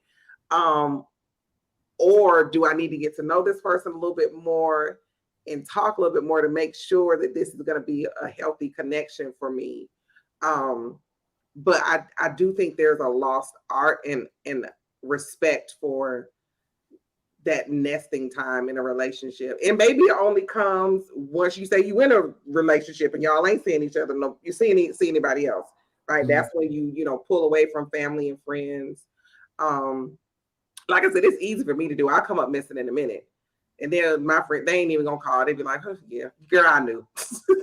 Because as a man, typically when I meet women, they take me on an exhibition tour. Seriously. Yes. And they take and then and it's very uncomfortable. Yes, I can only imagine. It's just very uncomfortable. It's like I would love an exhibition tour. Take me to meet everybody. No, it's like I feel like a man or a woman, they shouldn't do any of that early. Like if I meet you, I'm not taking you right away to meet my mother, my father, and all that, because people are doing that and breaking up. Yeah. They're going to meeting everybody, but the relationship not staying together. I feel like it's an incubation period that we get together and we just do us. That don't mean for the whole marriage. I'm just talking about the initial thing. I think it's good to just not really involve anybody else to find out what's going on with y'all. Because the more people you're talking to, the less you kind of know about each other. It takes away.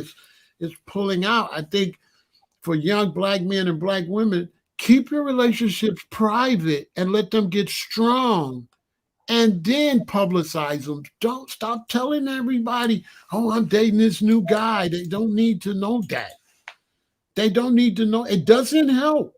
There's no statistics that show that works. The statistics based on how they're doing it, it's failing. Relationships are failing tremendously. And so I would think that for young people, you got to really spend that quality time, the beginning of that relationship.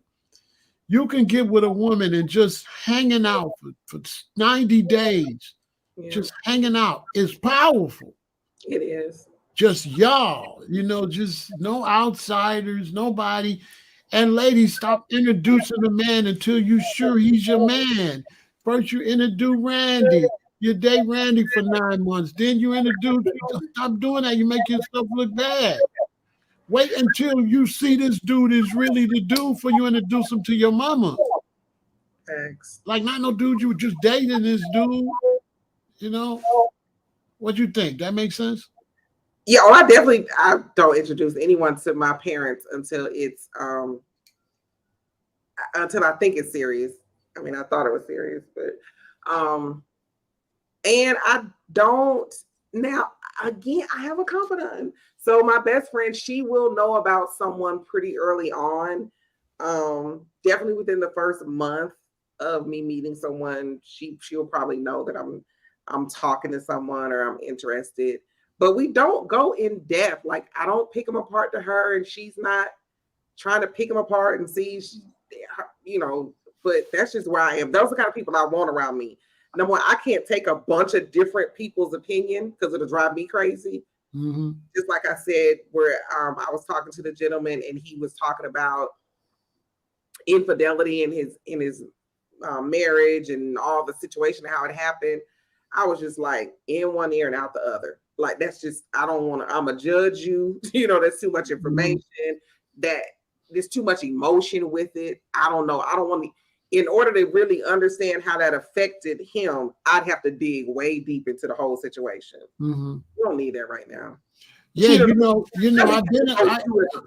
I've been in relationships, where women have a confidant, and I go by one time, and the girl to my hi Pharaoh. I never met this damn girl. She know my damn name. I don't like her knowing my name. I'm like, who is you? And how much do you know? Because my woman's not gonna tell me the truth. No, she's not gonna tell me how much she knows. So now I feel naked. You know, But like you can't some men, change it if you know like, that's a reality. and I'll tell you why it's so bad, because now the men are doing it. Mm. So now you can get with a man, real talk, and that man will get with you, and after a few days, y'all will have sex, and he'll go tell his buddies all the details of the sexy. I'm telling you, He he'll should be go. over His that. confidant is gonna know what your coochie look like, how you had sex, what you He was. lame. This So happens. lame. This happens a lot. That's what I'm trying to tell you. That men you don't think is doing that. That's what I'm trying to tell you. Is absolutely doing that. Disgusting. If he's got somebody he's too tight with, Right. that person knows too damn much for it to Mm. be a husband and wife. Yeah.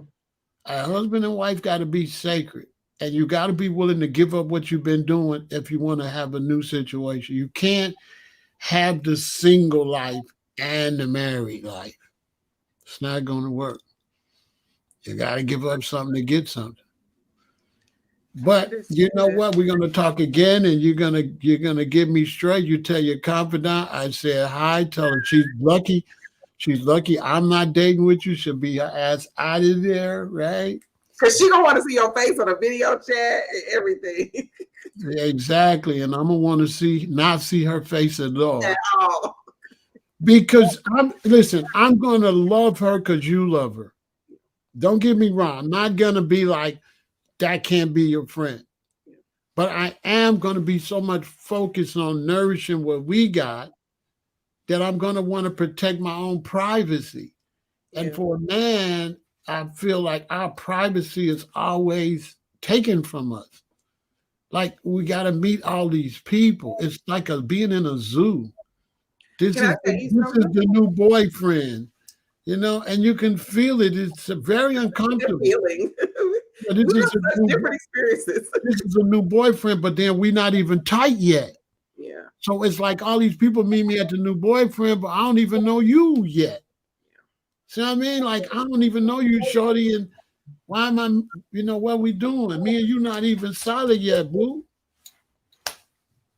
That's true. We need to be solid first. So now when I meet them people, I'm standing on something firm. It's cool because you go meet people, but me and you need to be solid first. But if it's new, who is all these people? It's just too much. It's like I don't want to meet all of them early in my life like You that. gotta meet them at some point so that like they know who you're spending time, who the lady's spending time with. What business is it of theirs?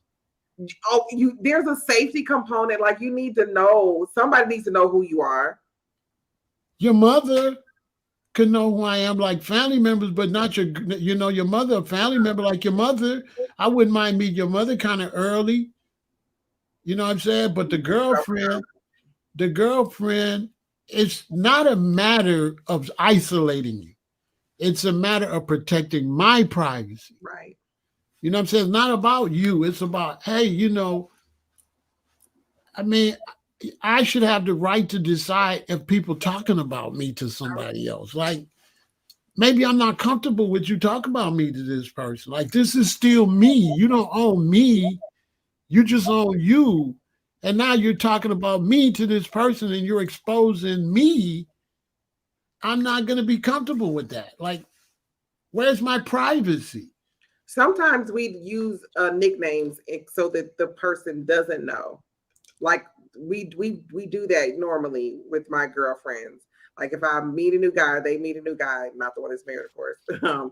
But we'll just refer to him like by some characteristic so that it doesn't feel so personal and like you're like but again, see, as a man, we got a lot of men, we don't get nowhere because all these other people, if they suggestions, they give us the thumbs up or the thumbs down. There's a lot of women have threw away a lot of good men listening to their stupid ass friend. And they friend giving them bad advice on whether they like you or not. And it's hard enough to get you to like me. Now I got to get, 9 people to like me? No. That's the truth, though. They do put their input in. definitely moms and dads, I don't like him. Quick. That's a fact. If they don't like, I'm telling you.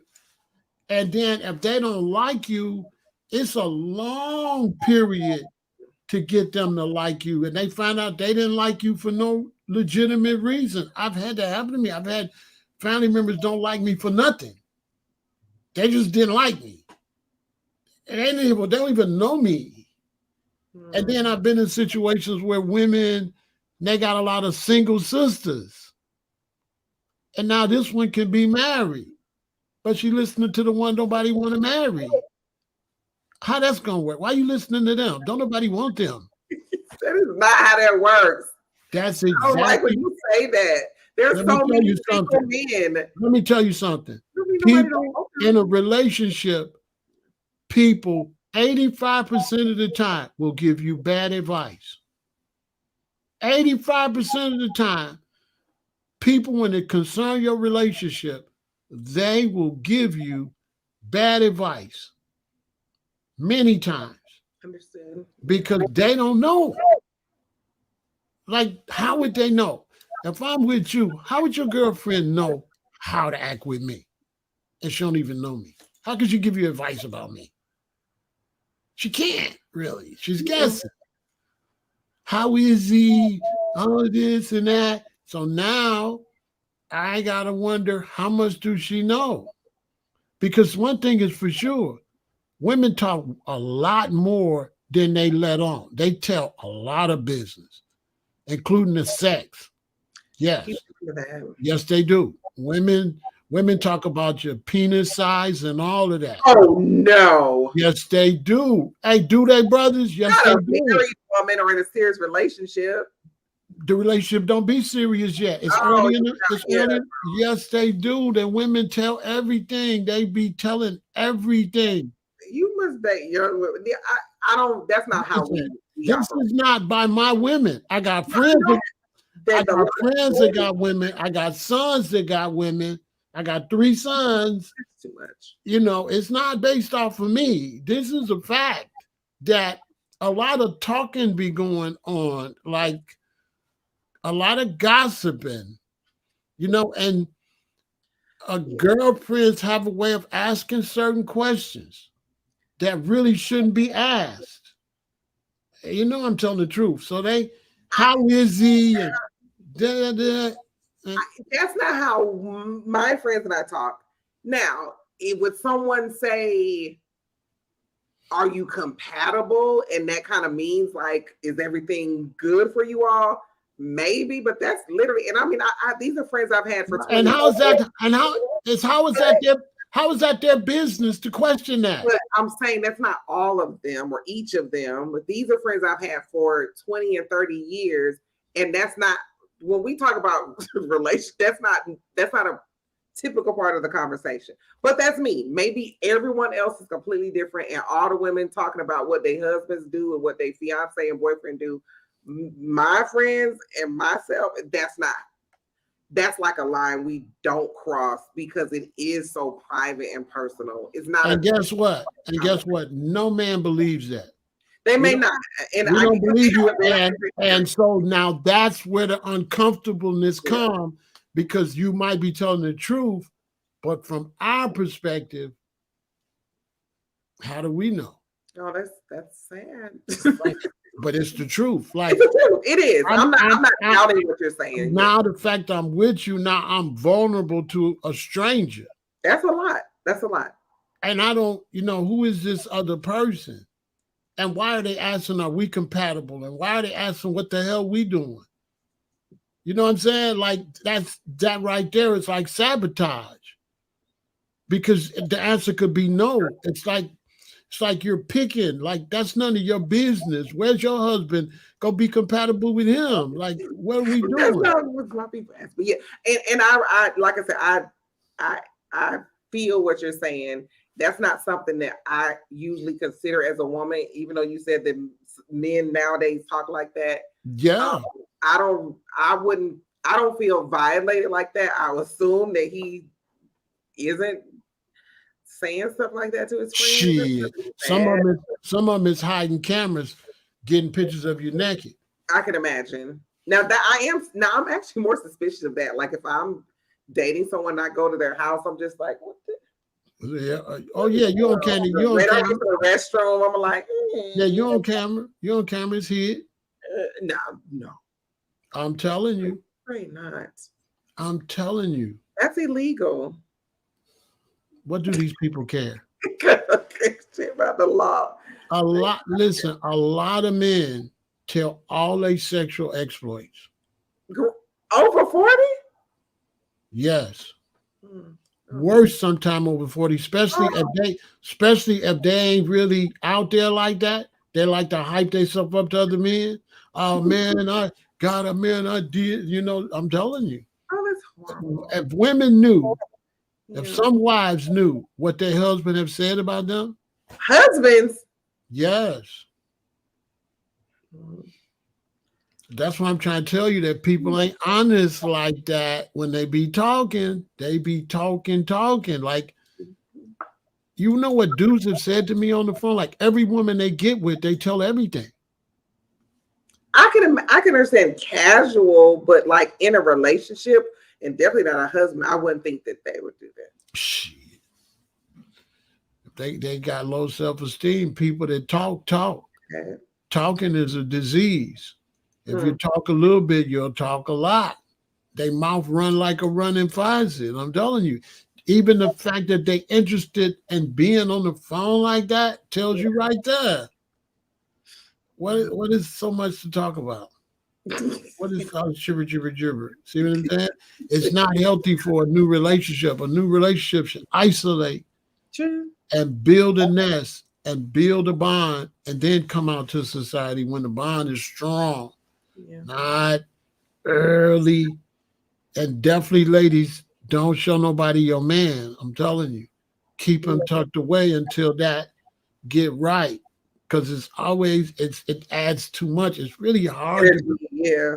It's really hard to build a relationship with two people. It's very hard. Yeah. And extra people don't really help it. Not really. The only person that is supposed to give an opinion is your mom and dad. Hmm. You're supposed to take me, if we dating a lot, to meet your mom and dad, and their opinion is valuable. Because they're going to give you the best opinion.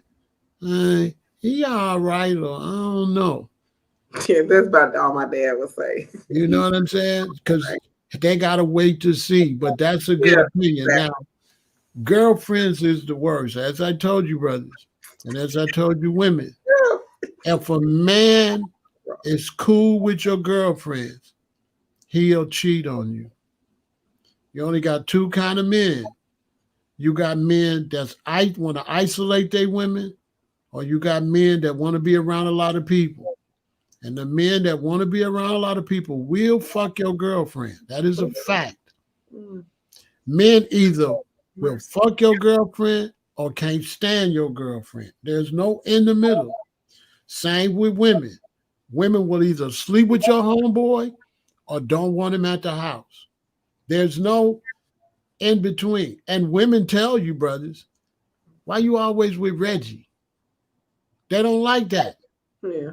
Women don't like you running around with no dude all the time and you trying to get with her and she barely know. Every time she look up, here goes stupid ass Reggie. Like, go marry Reggie. Y'all got to grow up. If you want to get in relationships, you got to isolate to build it, to make it be strong.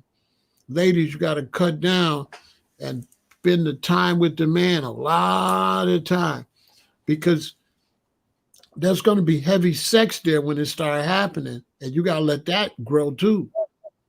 There's going to be a lot of bedroom going on. Like when you're in a relationship, there's a period where you're not sexual. When you start being sexual, it goes down. Early in the relationship, I don't know if y'all know what I'm talking about. It goes all the way down. And that is a whole situation in itself. That has to manifest. You need to be laying in the bed a lot. You need to be rubbing on each other. You need to be intimate. You need to be getting used to seeing each other naked, taking showers, bonding before you go out in the world, kind of like, I'm not against socializing. Don't get me wrong, y'all, but you're going out there before you're bonded. You're like this, and now you got too much stuff pulling apart. Bond first, so when you go out there, you're already solid. I'm not saying just stay in the house, but bond.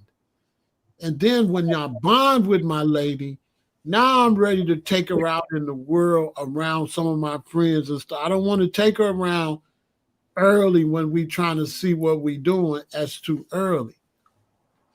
That's too early. It needs to bond. So it ain't like your confidant got to go, but she just got to be a friend and not a confidant because Yeah. she can't really give you good advice. Hmm. All she doing is just talking and being nosy. She was sticking her nose in other people's business under the disguise of helping. You know what I'm saying? Because she been friends and chirp, chirp, chirpy, chirp, chirp, chirp, right? So hey, yeah, you got to get rid of her when you find a man you really, really like. Don't tell her for a while. Bond it up and kind of give her a little break and say, it's been nice, but I'm married now, Of course. and I really don't. And he ain't gonna want to fuck with you. Yeah, real talk. Yes, that's how it should go. Yeah, yep. So listen, go do what you got to do. We're gonna do a part two so you can pick our brain. It's always a pleasure. You're so intelligent. You bring out the best. Our conversations are the best by far. We go way far. I I think you're very beautiful, and I think you should have been married. It wasn't the right person. Well, you know what I'm saying? He's around the corner. Don't give up. Just keep being beautiful. He gonna pop right up, right? And it's gonna be all worth the wait. Okay. You just keep working on you, keep being beautiful, keep being nice, and everything's gonna work out perfect for you. He's out there. That means a lot. Okay. Yeah, he's out there. I always say I love you, so I'm not gonna not be myself here. I love you, and You my favorite, and y'all got to see me and her go back and forth because that's my queen right there. I love her. That's like my little niece. So this was not your typical interview. We be going crazy. She gonna go more crazy than this next time. Trust me. We didn't even get to none of the really. Okay. So we'll do a part. You just let me know when. We'll do a part two. I'm gonna let you really go wild. Okay. I've grown so much since we've had our disagreements about some dating stuff. You see, I talked about going Dutch. I've come to your side of not from the beginning, but keep expectations down. You're gonna do just fine. I think you're gonna be just fine. For everybody else out there that's single, the key to getting in a relationship is not caring about a relationship. Just relax. It'll come to you. When you're looking for it, it runs. Just chill. It'll fall right in your lap. It's too much stress. It messes up your energy when you're trying to get hooked up. You're by yourself, just be by yourself and just live life. And Mrs. Right or Mr. Right is going to fall right in your lap. If you push it, you end up with a bunch of knuckleheads. You end up going on a lot of dates that don't really last that long, and this date and that date and that date. You have to relax. And ladies, you're going to have to date down. Your goals is too high. You got to lower your goals. What women don't must understand is that women build husbands. You ain't gonna find no husband. You gotta build him. My mama made my daddy. He wasn't none of that. She made Randolph be Randolph. She built her a husband. So sometimes y'all get a little discouraged, but to get a husband, the what husband you want, it's gonna take you 10 or 15 years. Real talk. It's gonna take you 10 or 15 years to build your husband. So when you with this dude, stop getting frustrated so early that he not doing everything the way you want it. That's your job. And ladies, with men, you gotta tell us 5,000 times. We slow. Okay. You can't tell us once and get mad because we ain't. No, it take a long time. Mhm. If you love Jerry and you want Jerry to do this, it's gonna take 3 years to get Jerry to. It ain't that he don't want to do it. We slow. Go to school. Who's the smartest ones in the girls? The boys can't read like y'all can read in third, fourth. Y'all read well, y'all. So ladies, remember the man is slow. It's not that he don't love you. It's not that he don't want to do what you want him to do. He's slow. So instead of talking to your girlfriend, build your man. Just Mhm. keep standing on him. Don't do that. Don't do that. As he gets older and mature, he turn right into the husband you want. Sometimes y'all throwing away your husband. You throwing him away. You could have fixed dude. You listen, ladies. I'm telling you the truth. Don't get frustrated because it don't look like you can fix him. The reason you don't think you can't fix him because you think it can happen quicker than it can't. Mhm. Take a while because we don't really catch on to everything you want. We don't catch on. We so busy with the rat race and trying to make money and survive and trying to make sure you're safe and all that, that the little small things that you want, we overlook that. We're so busy being a protector, trying to provide, trying to, make you happy, trying to laugh, trying to, there's certain things we don't give you. So now you gotta tell us, don't tell your girlfriend, tell your man, hey, hug me, hug me, hug me. Or we not gonna hug you.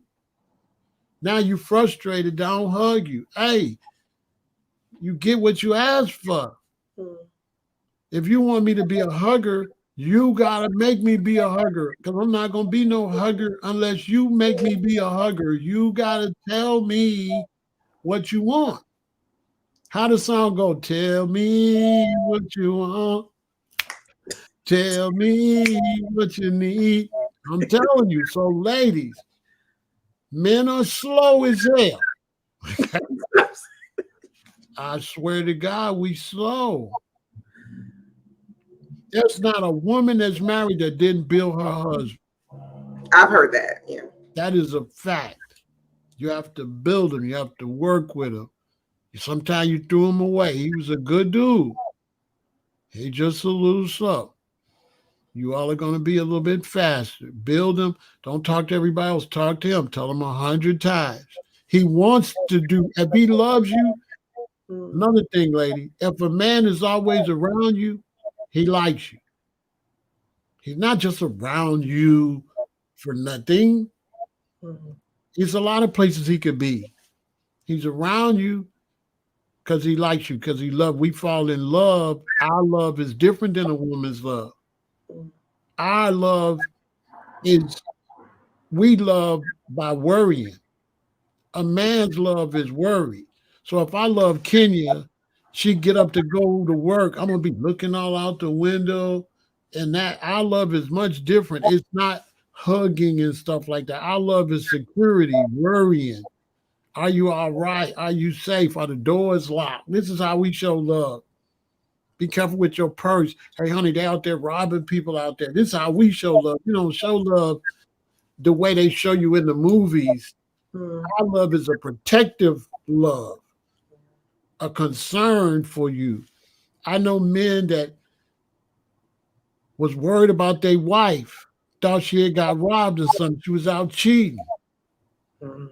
Bro calling me, calling everywhere looking for her, worried that something happened to her. She out with another dude.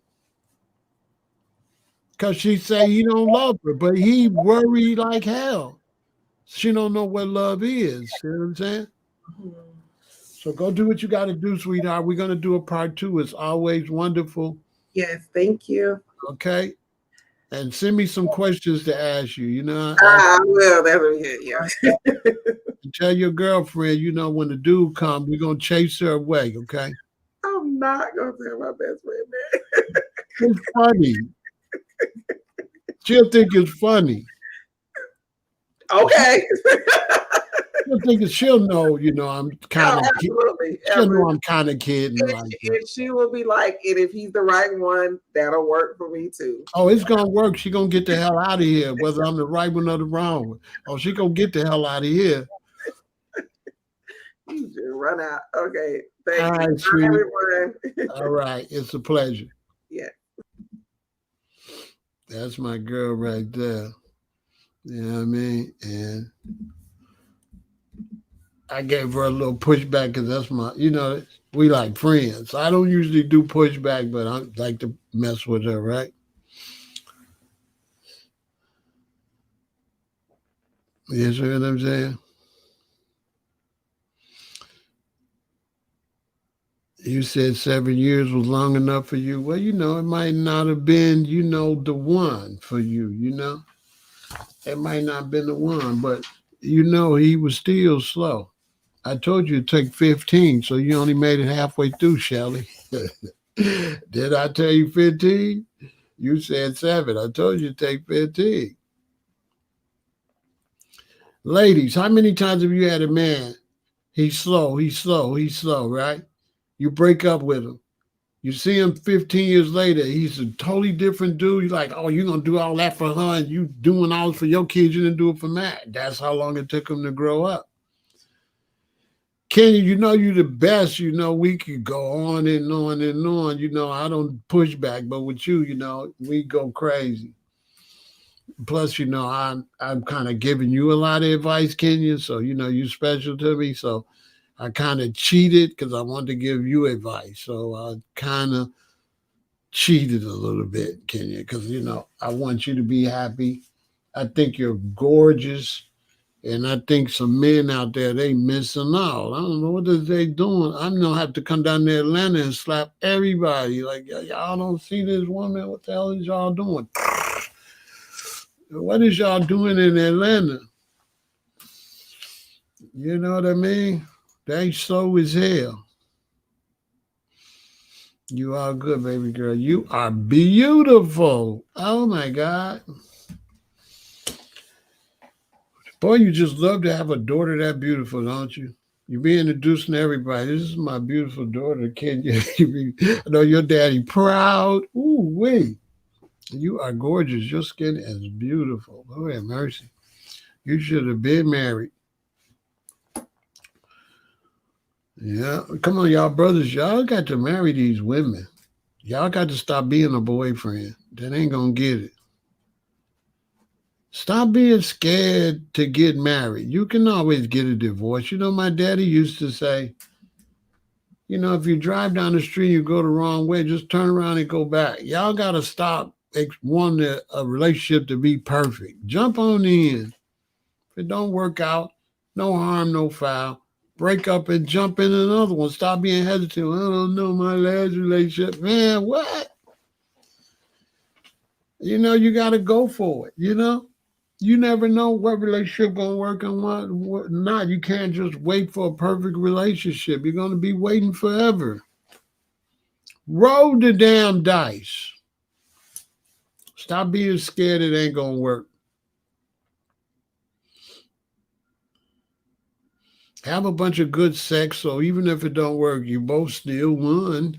Hey, we did our thing. It didn't work, but we did our thing.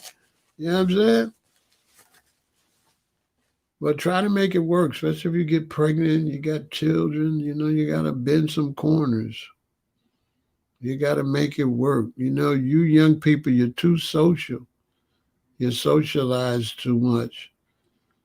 You don't bond with each other. You're running up and down the street and you're still strangers. You got a bunch of couples and strangers up and down the street acting like couples and they not really even bonded like glue like that. You got to bond. You got to lock in like a bird's nest. That's why so many couples get sprouted in the winter because they kind of slow down and they lock in. You get with a woman, brothers, you got to lock in and lock down. Y'all got to spend every day together until the relationship gets solid. That's how you get to know them every day, every minute, talking to each other, getting to know each other, isolated from society until you get the strong bond. And then once you get the strong bond, then you go out into the world and you intermingle. But all that intermingling before you bond, you out of there.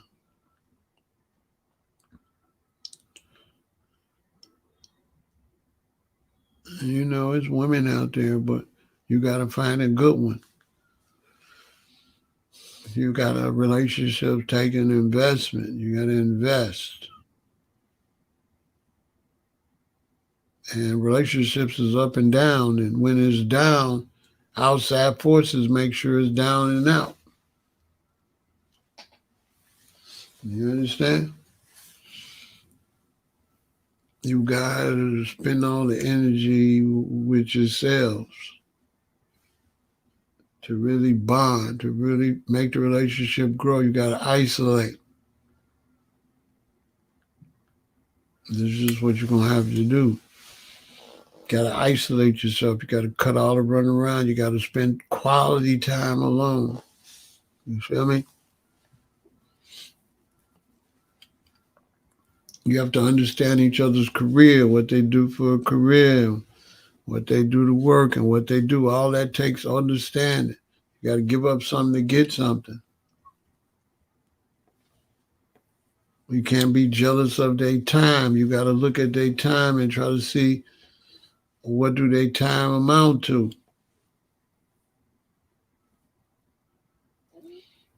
Is their time ignoring you, or is they making money with their time? If they making money with their time, how could you complain? Now, if they just not doing anything, that's one thing. But if they monetizing from what they doing, then how y'all gonna eat? How y'all gonna survive? My father used to work tremendous hours. He worked a lot of hours, a lot of overtime. That time could have went for relationship time, but he made it go into finances for the family. Sacrifices had to be made. Time away from the relationship has to be done in order to have a nice car that go somewhere in a relationship. I used to tell women all the time, I love you, but I don't want to be homeless sleeping under a bridge talking about I love you. Like, we got to get money and we got to survive, but we have to be creative and figure out ways to make money. And we cannot be financially lovey-dovey when we're not financially secure first. We have to be financially secure.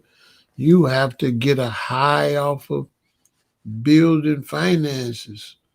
Got to get you just as high as having a vacation. You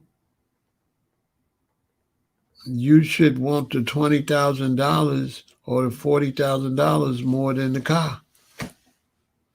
If you want the car more than the money, you ain't going to make it in this world. You know what I'm saying? My father was a breadwinner, but my mother worked too. They both worked. So as far as a breadwinner, not really. My mama bought bread too. They was from the old school. Everybody get together and make it do what it do. And ain't no the daddy got to do everything. That ain't how black families was.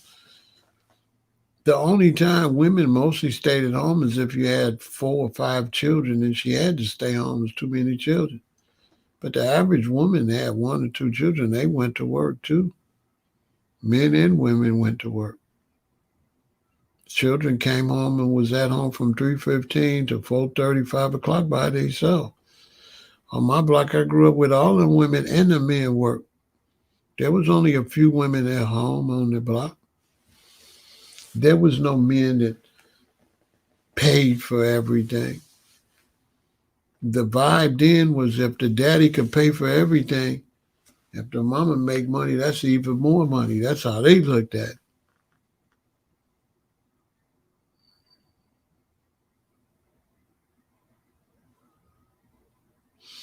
You understand?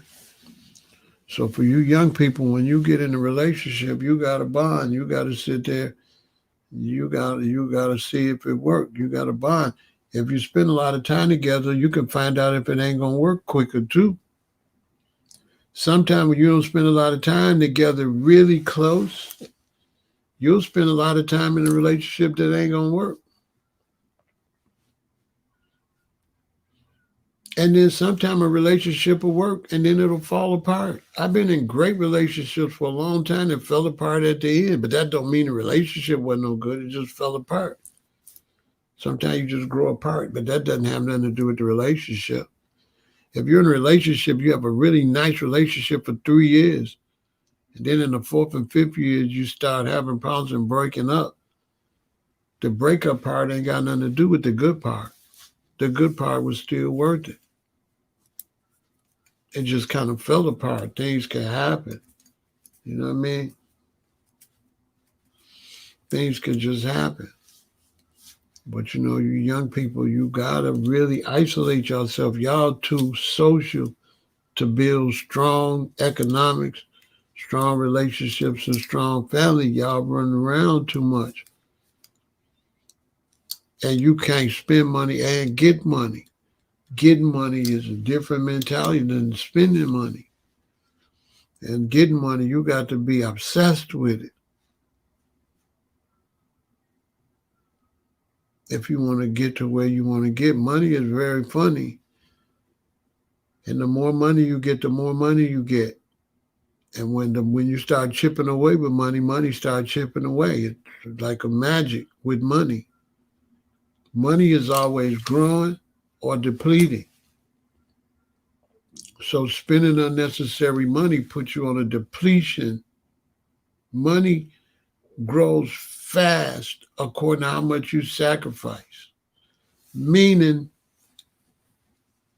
I could be with Kenya. We making money. She making good money. She put 40 grand up. Now, we got plenty of money going on vacation. We could blow 20 grand going on vacation.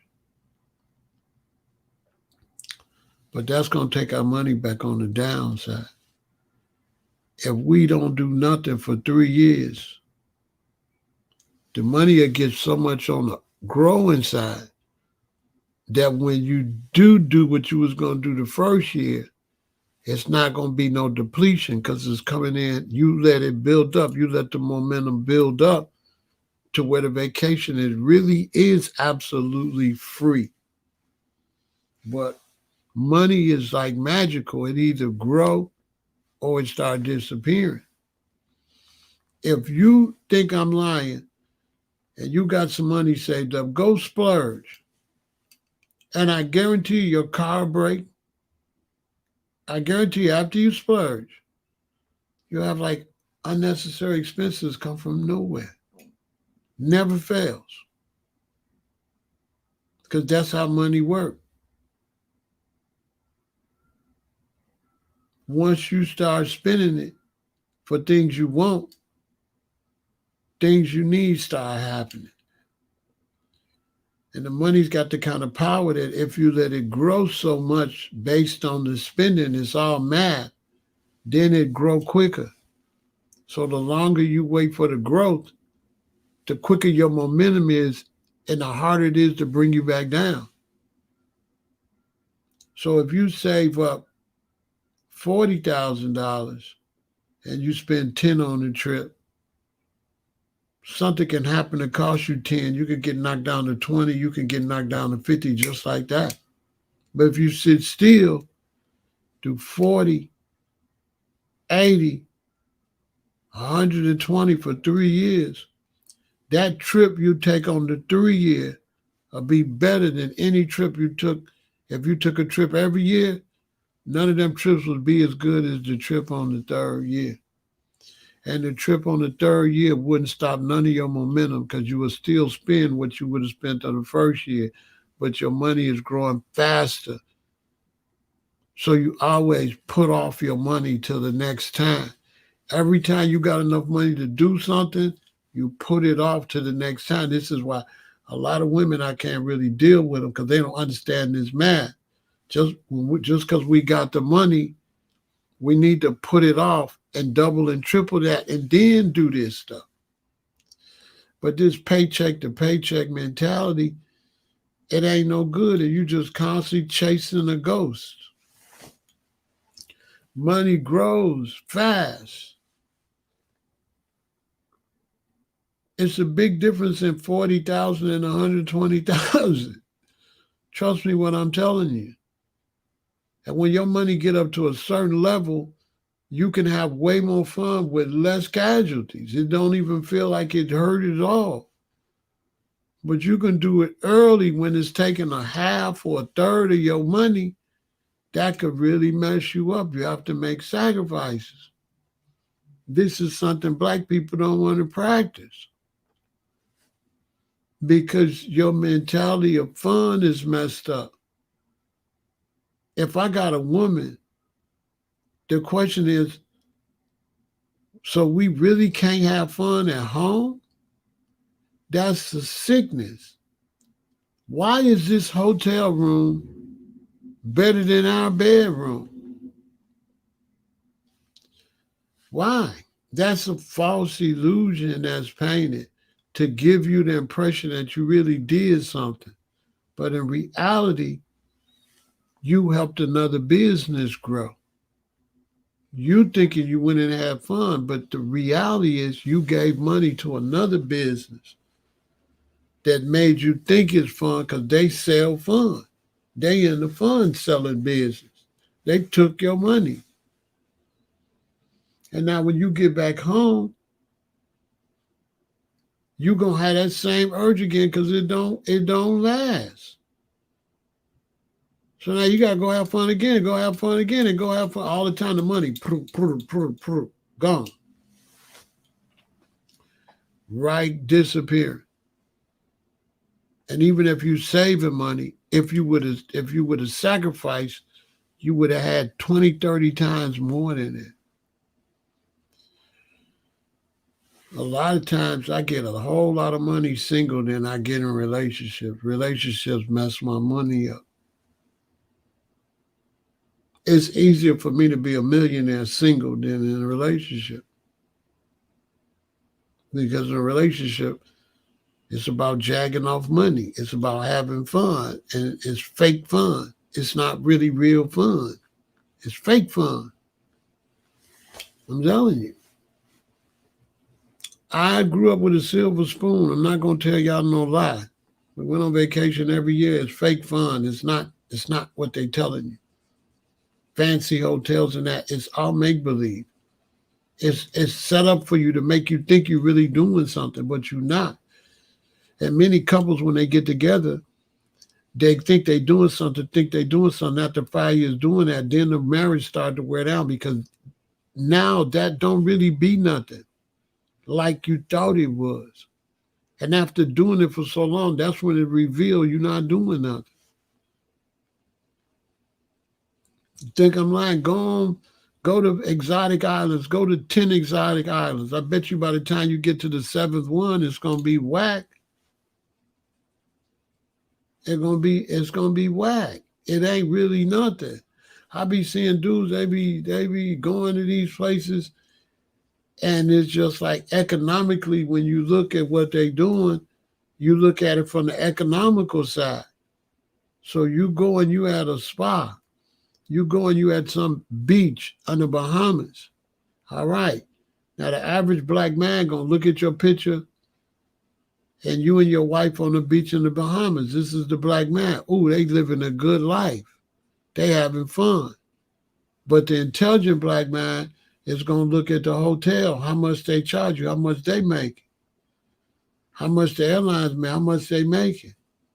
Because the intelligent black man want to have one of them hotels more than you want to go to the hotel. I want to have the luxury hotel for you to go to before I want to go to the luxury hotel. I'll pass going to a luxury hotel to own one.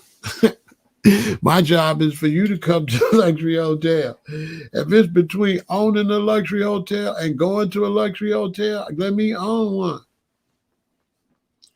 On my soul. I'd rather be into the job of y'all taking money for you to have fun. Yeah, go have fun. Go to my place and have a ball. Go to my place and laugh and enjoy life. Me, don't worry about me. I'm laughing all the way to the bank. My vacation is at the business because remember, black people, the fun is in your mind. So now let's say I got $500,000 put up. I walk downtown Michigan Avenue, I see the Rolex store. I see a Rolex is really nice. I say, how much is this Rolex? He said, this Rolex is $65,000. The excitement is in the fact that I can buy it. The fact that I can buy it is better than actually buying it.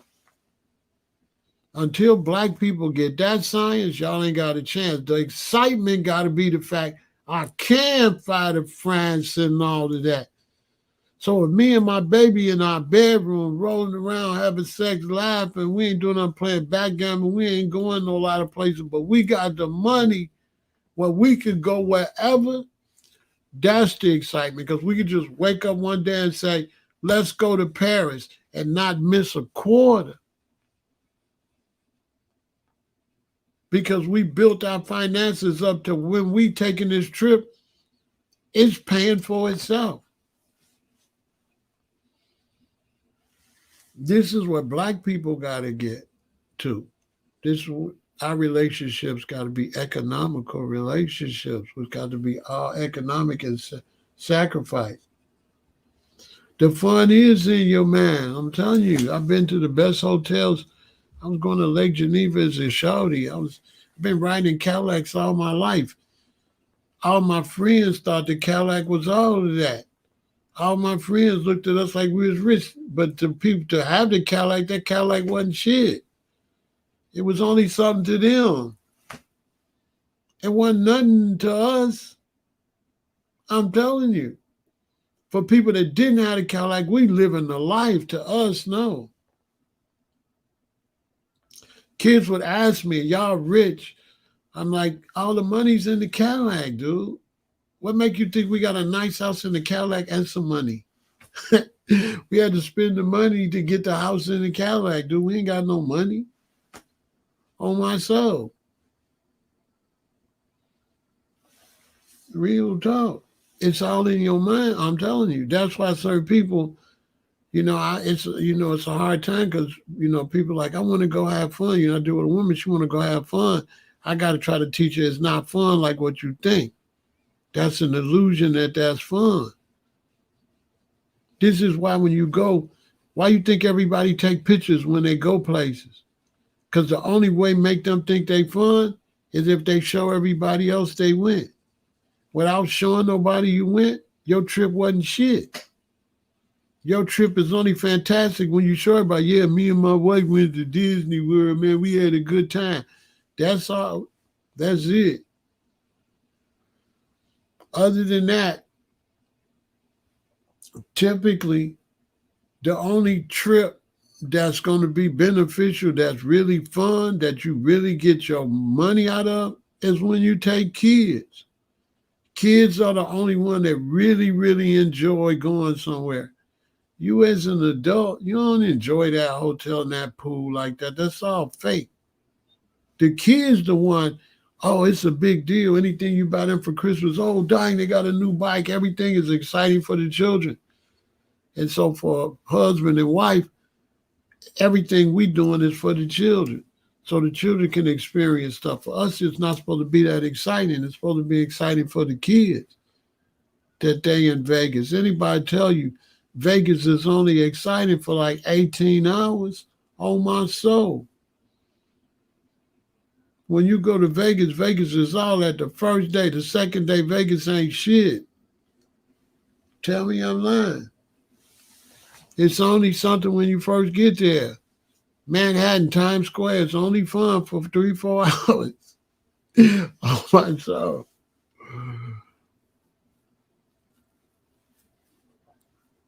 You know what I'm saying? That's why everybody got to take pictures. They got to take pictures because the pictures validate that they're doing something. You take picture, put on social media. Yeah, we out at the club. Without the picture, it's nothing. It's all just an illusion. Fun is you escaping your life. You're saying your life sucked until you do this. But your life is fun already. But you not really, you know what I'm saying? Like if it's me and my woman, when we wake up in the morning, we having fun already. Like this is just as great as going to Hawaii.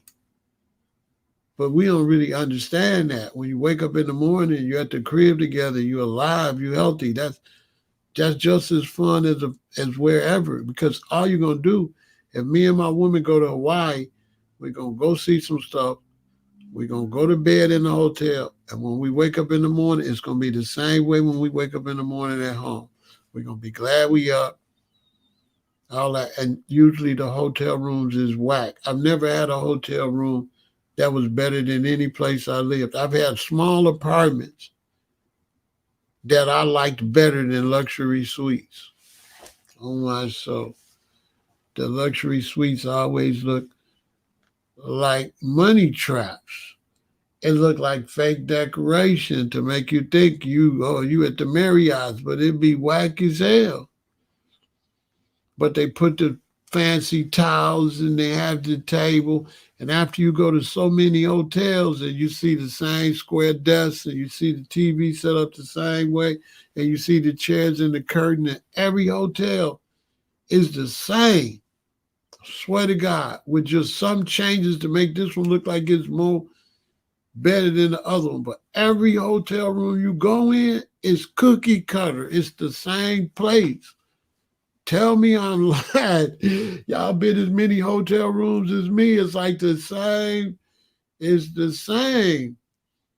You gotta go a lot to see that. You can tell I go a lot. You know what I'm saying? Some people try to say I'm a hermit, but all my information come from going a lot. You gotta understand. I was moving across the country and going to Hawaii as a shorty. I lived in Hawaii, lived there, and it ain't what you think when you come as a tourist. It ain't all that. If you go live there, it's just like any other place. It's not all that mystical and all that once you actually move there and got to pay bills and got to go to work every day. Hawaii's nice to you because you're there on vacation. But if you lived there and had to go to work, you'd be just like going to work here. And once you see that beach, that's it. I'm telling you. It ain't, they selling us fake fun. And because they selling us fake fun, we not really loving the real fun of life. We like take life for granted, like our real life was really beautiful in life. We kind of underplaying that for these bells and whistles. Seriously. That's what's going on. When you're in a relationship, when you get up and you see each other, that got to be the most fun in your life. If you need anything extra, the relationship gonna fail. Nothing can be better than just seeing each other. No trip, no nothing can be a better, because like if I'm with my wife and we take a trip to Paris, and then that's like, okay, this is our relationship. Then we take a trip to Paris and that's up here. That's a highlight of the relationship. All right, that means Then when we come back home, we going down, right? How's that a good thing? How's it you here, you go here, that was all that. Then you go back home, what you so that's better than home. So then home is a downer, right? How is that good? How is going to Paris greater than being at home? It's not. Never will be. So you pay all this money to have a home, but then you say your home is not as great as the trip you take on. That don't make sense. Your home always supposed to be greater than that stuff. This is your home. My father taught me that.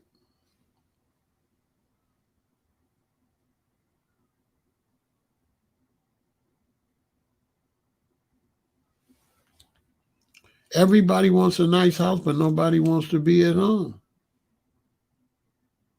We doing it backwards.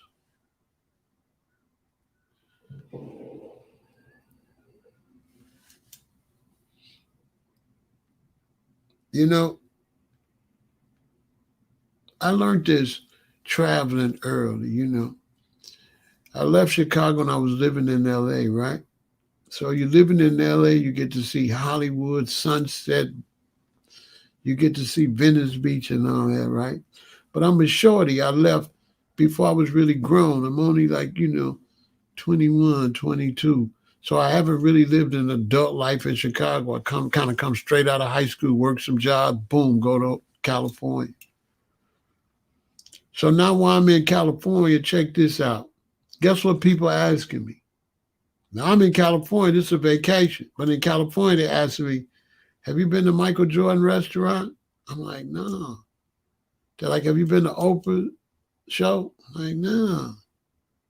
And there was a whole bunch of stuff in Chicago I didn't go to because the vibe is in Chicago, to go on a vacation, you got to go somewhere else. And the vibe where they at is to go to Chicago. So you be leaving a vacation site to go to a vacation site. Many times you ain't even enjoying the vacation site right there where you live at. You so busy running somewhere else, putting somewhere else up on the pedestal, and then when you go where they at, they putting where you at up on the pedestal. They want to go to Chicago. See what I'm saying? And that's after a while you start realizing, okay, this is all an illusion. People coming from all over the world to go to see Lake Michigan, to go see Michigan Avenue. So how I got a woman, why she want to go to Paris when we in one of the greatest cities in the world, we can get up and ride a bike on Michigan Avenue. And if I go with my woman and we ride a bike on Michigan Avenue for hardly no money, we riding our bike with tourists that's spending how much money to ride their bike in Chicago on Lake Michigan. People paying a lot of money to ride their bike on Lake Michigan. We live in Chicago. We trying to go to Tijuana. We trying to go somewhere while people spending a lot of money to come here because they give you the illusion that somewhere else is better than where you at.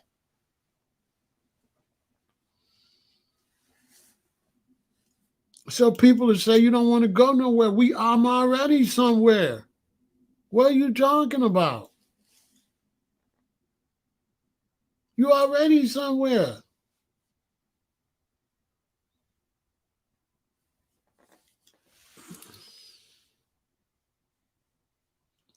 I went to Miami, Florida, South Beach. I thought it was interesting. I think it's worth going to go on a trip to see it.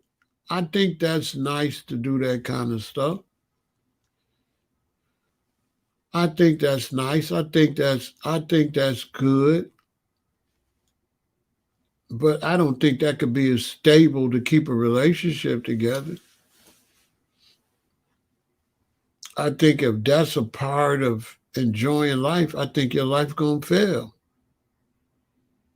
You have to enjoy life before you do any of that stuff. And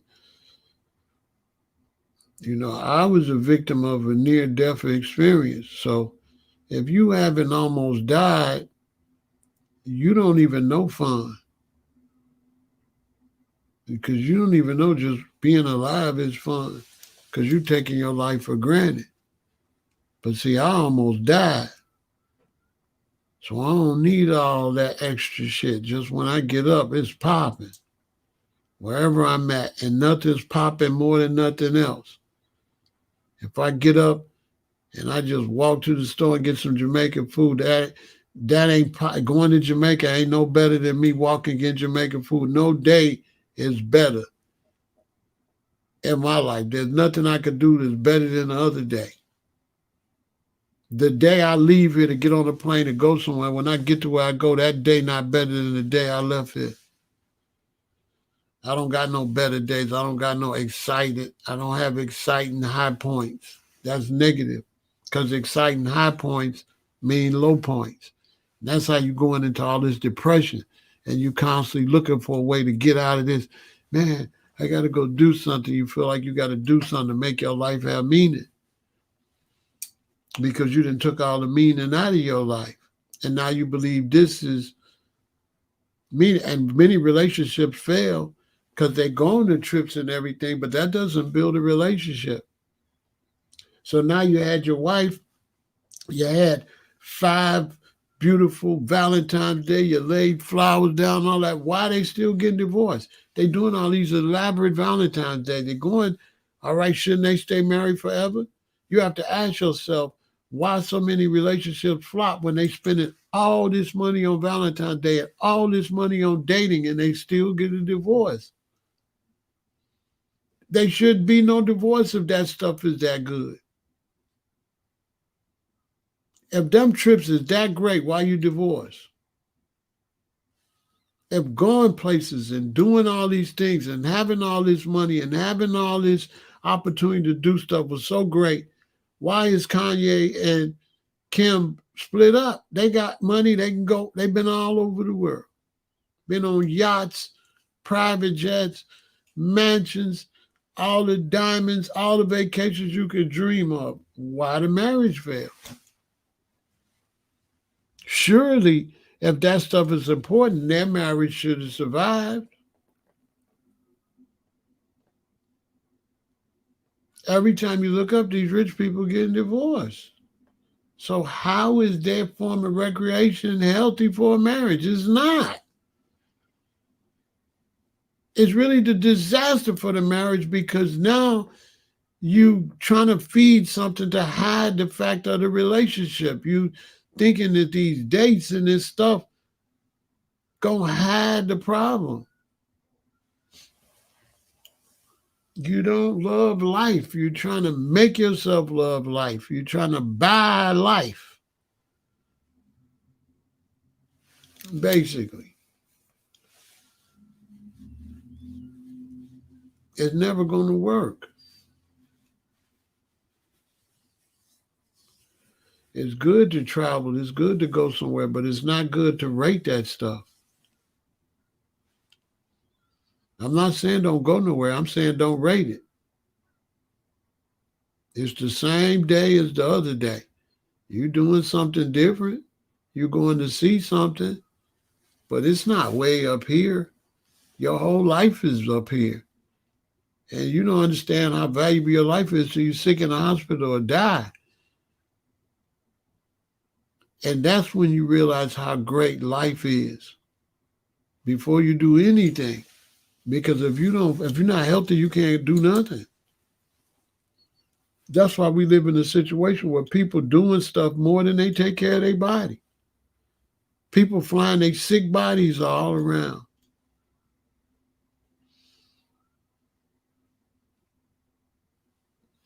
All around. They stay flying around with their sick bodies. Some people put a lot of money into their clothes and got colon cancer and diabetes and all. They ain't even took care of their body. Took care of putting stuff on the body more so than what they put in the body.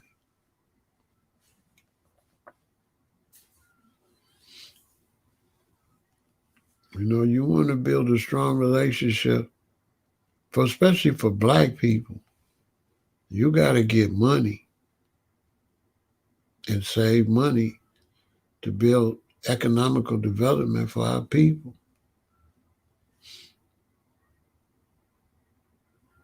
when you, like, let's say this is my crib and it's me and my wife.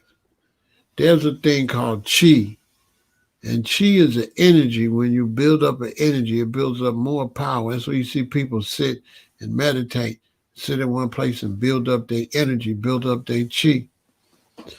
So now when you got a home, when the family's in the home and you're working and you're bringing money into the home, in that home, you building up that chi for that family. You build up all the strength for that family in the home.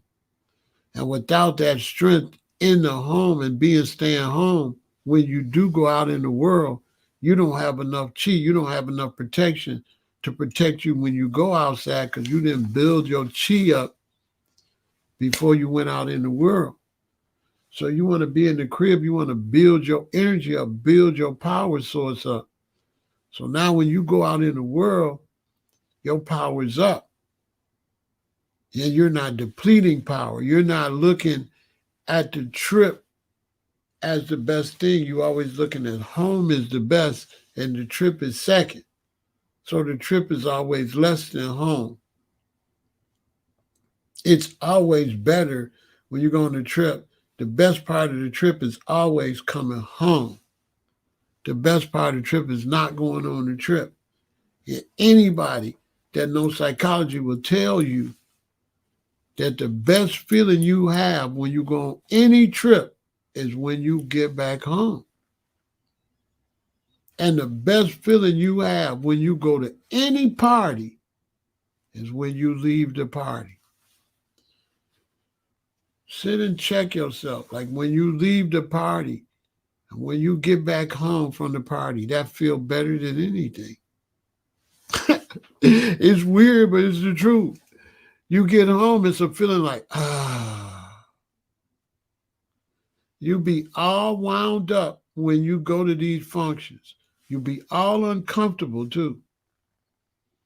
When you go to functions, you be uncomfortable. Tell me I'm lying. And when you get home and you take off your going visiting clothes, it's like, that was fun. You go, that was fun. It's like a relief type fun feeling. It don't never be as great as when you get back home. You can't wait to get home.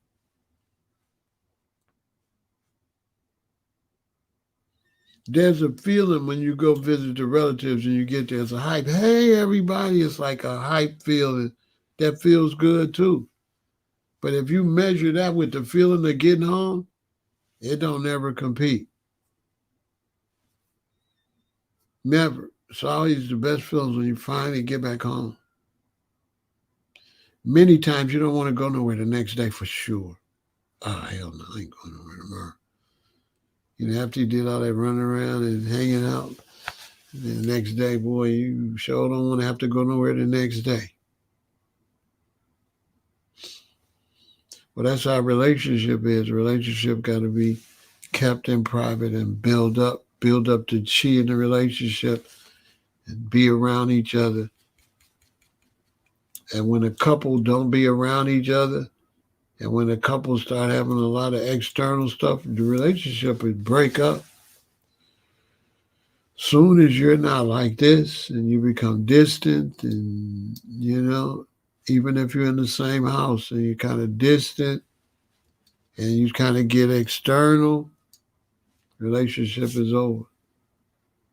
Because the only external stuff that helps relationship is work. Recreational stuff external pulls energy away. External work brings energy into the house, money into the house. External play exacerbates, takes everything out of the home.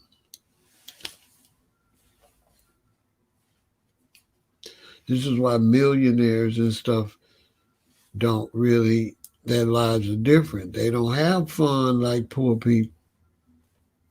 What they consider fun is much different than what hardworking people and poor people consider fun. It's two different funds. So some people will say, well, you don't want to do nothing for Pharaoh but sit at the house. You don't want to have fun. I have fun at the house. So it's a matter of what you consider fun. What you consider fun is fake fun. It's not really real. And it's all economically based for somebody to make money. There is no fun you can have where somebody don't make money off of you. If somebody's making money off you, how could you say you're really having fun? You're supporting a business. This is why they don't encourage you to go to the park and walk to the park, because you could do it for free. Think about it.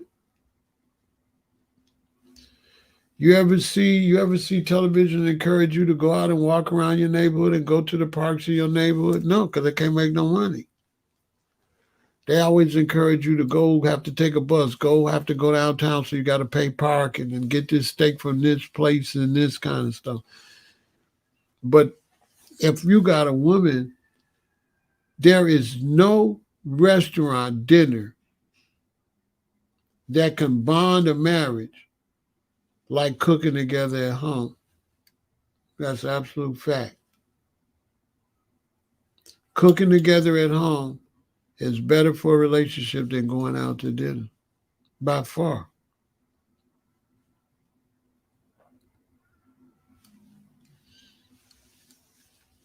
Some of the best vibes you can have as a man is you and your wife is at home and you go in the kitchen and cook something to eat and bring it in there in the bedroom and you eat it and watch TV. There's nothing better. Restaurant don't even ever compare to that. There's no restaurant that compared to a husband cooking some food for his wife or a wife cooking some food for the husband. Doesn't even compare. Because you're preparing the food and you're socializing. At the restaurant, you're sitting there just socializing while somebody else preparing the food. But when you're preparing the food is part of the socializing. You're in the crib and you're building up your chi too. You're building up your bonding. When you break up in a relationship, the moment you're going to remember the most is the moment you was doing stuff together at home. Is always going to be greater than the vacations and stuff.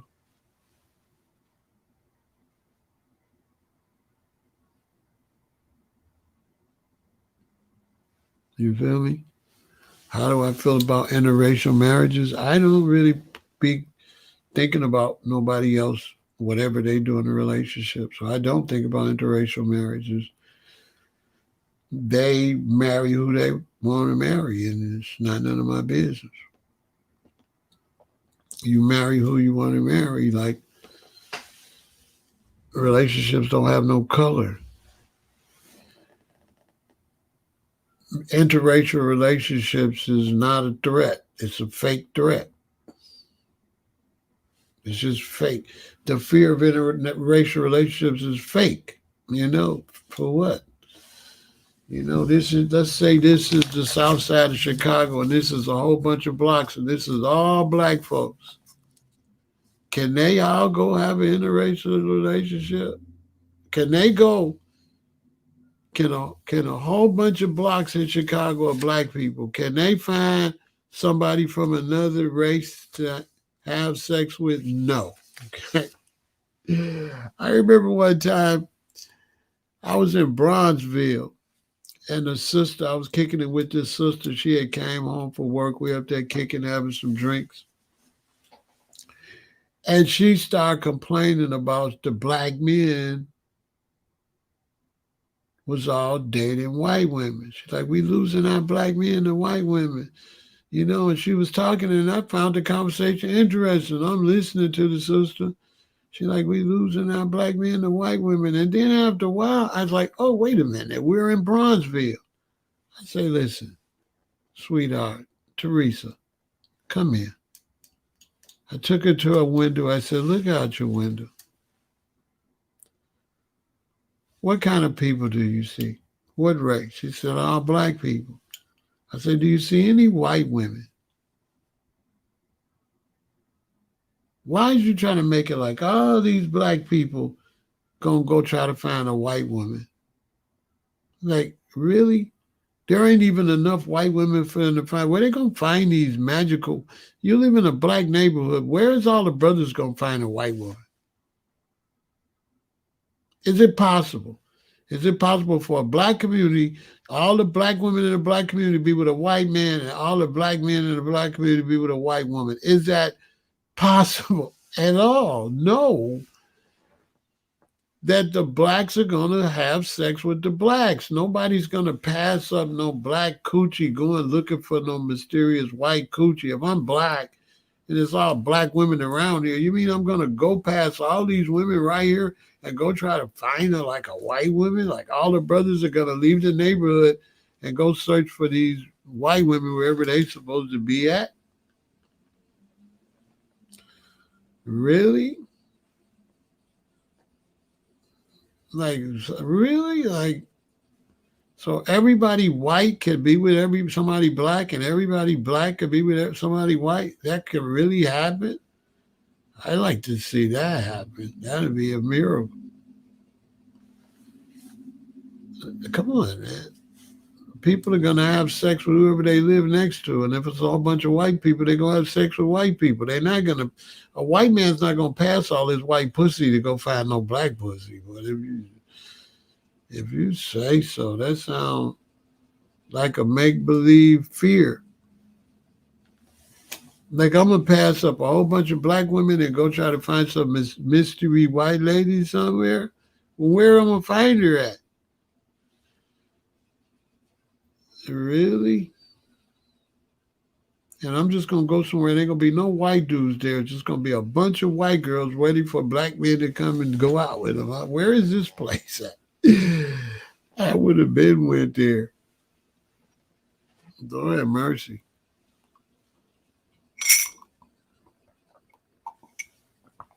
The fear of race mixing is the most ridiculous fear ever. So all the black Africans is gonna sleep with white people. You don't even have enough white people for them to sleep with. But if you say so.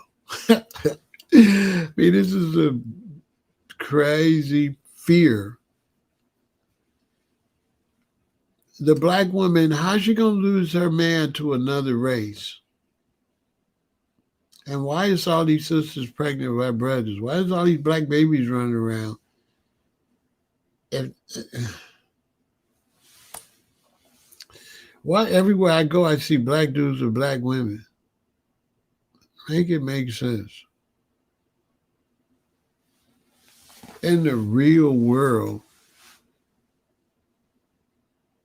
Frankie is with Keisha in the real world. He's not with Cynthia. You know, the white Cynthia. No, not in the real world. Not in the real world. In the real world, it's a black high school, and the black high school boys is sleeping with the black high school girls. They're not leaving the black high school, running trying to find a white high school, somewhere in the world where there's no white boys and it's just a bunch of white girls waiting on black dudes to come from the black high school to sleep with the white girls. Oh, race mixing ain't no threat or nothing. That's the stupidest threat ever. What is that to be worth? That's not what? Mathematically, how is that really going to happen? You know, they got these things. Black men are going to Brazil to get wives. I'm like, dude, a handful? So dudes ain't going to get no pussy till they get a ticket to go to Brazil? Right. Okay. So we're going to fly past all these women that go to Brazil to find one? Really? I guess.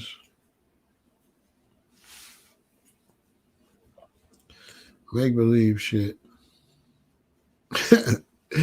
We got so many make-believe fears, like everybody gonna turn gay. Right. Yeah, everybody gonna turn gay. Right. Okay. The gay people's taking over.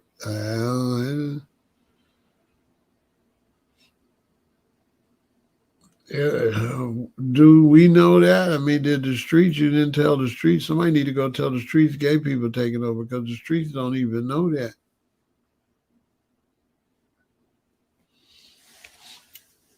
When I'm gonna find out about this, all these mysteries. So, I hope y'all enjoyed that live stream. You know what I'm saying? We're gonna take a little break. We're gonna come and finish up. Hey ladies, it was all about you today. It was all for the ladies. You feel me? Love the queens, right?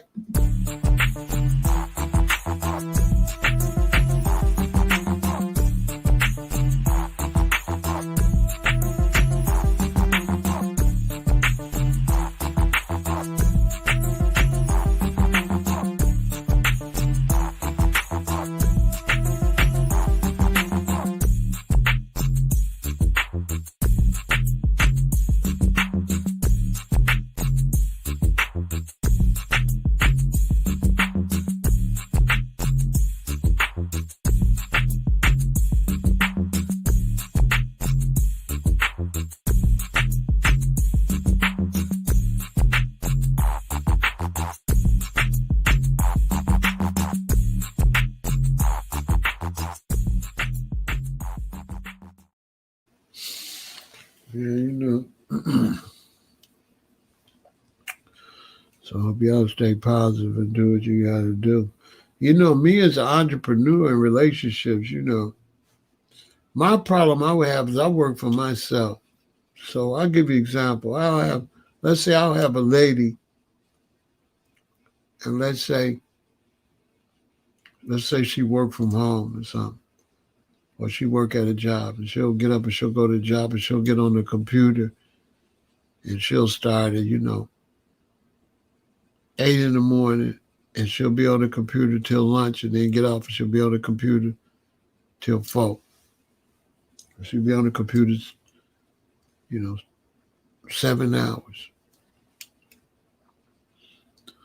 And in some cases, she'll come home and I'm on the computer. I'm on the computer 5 hours, 7 hours. Now, my computer time will be considered that I'm just on the computer. It won't be looked at as a business. Her computer time will be looked at, won't even look at it.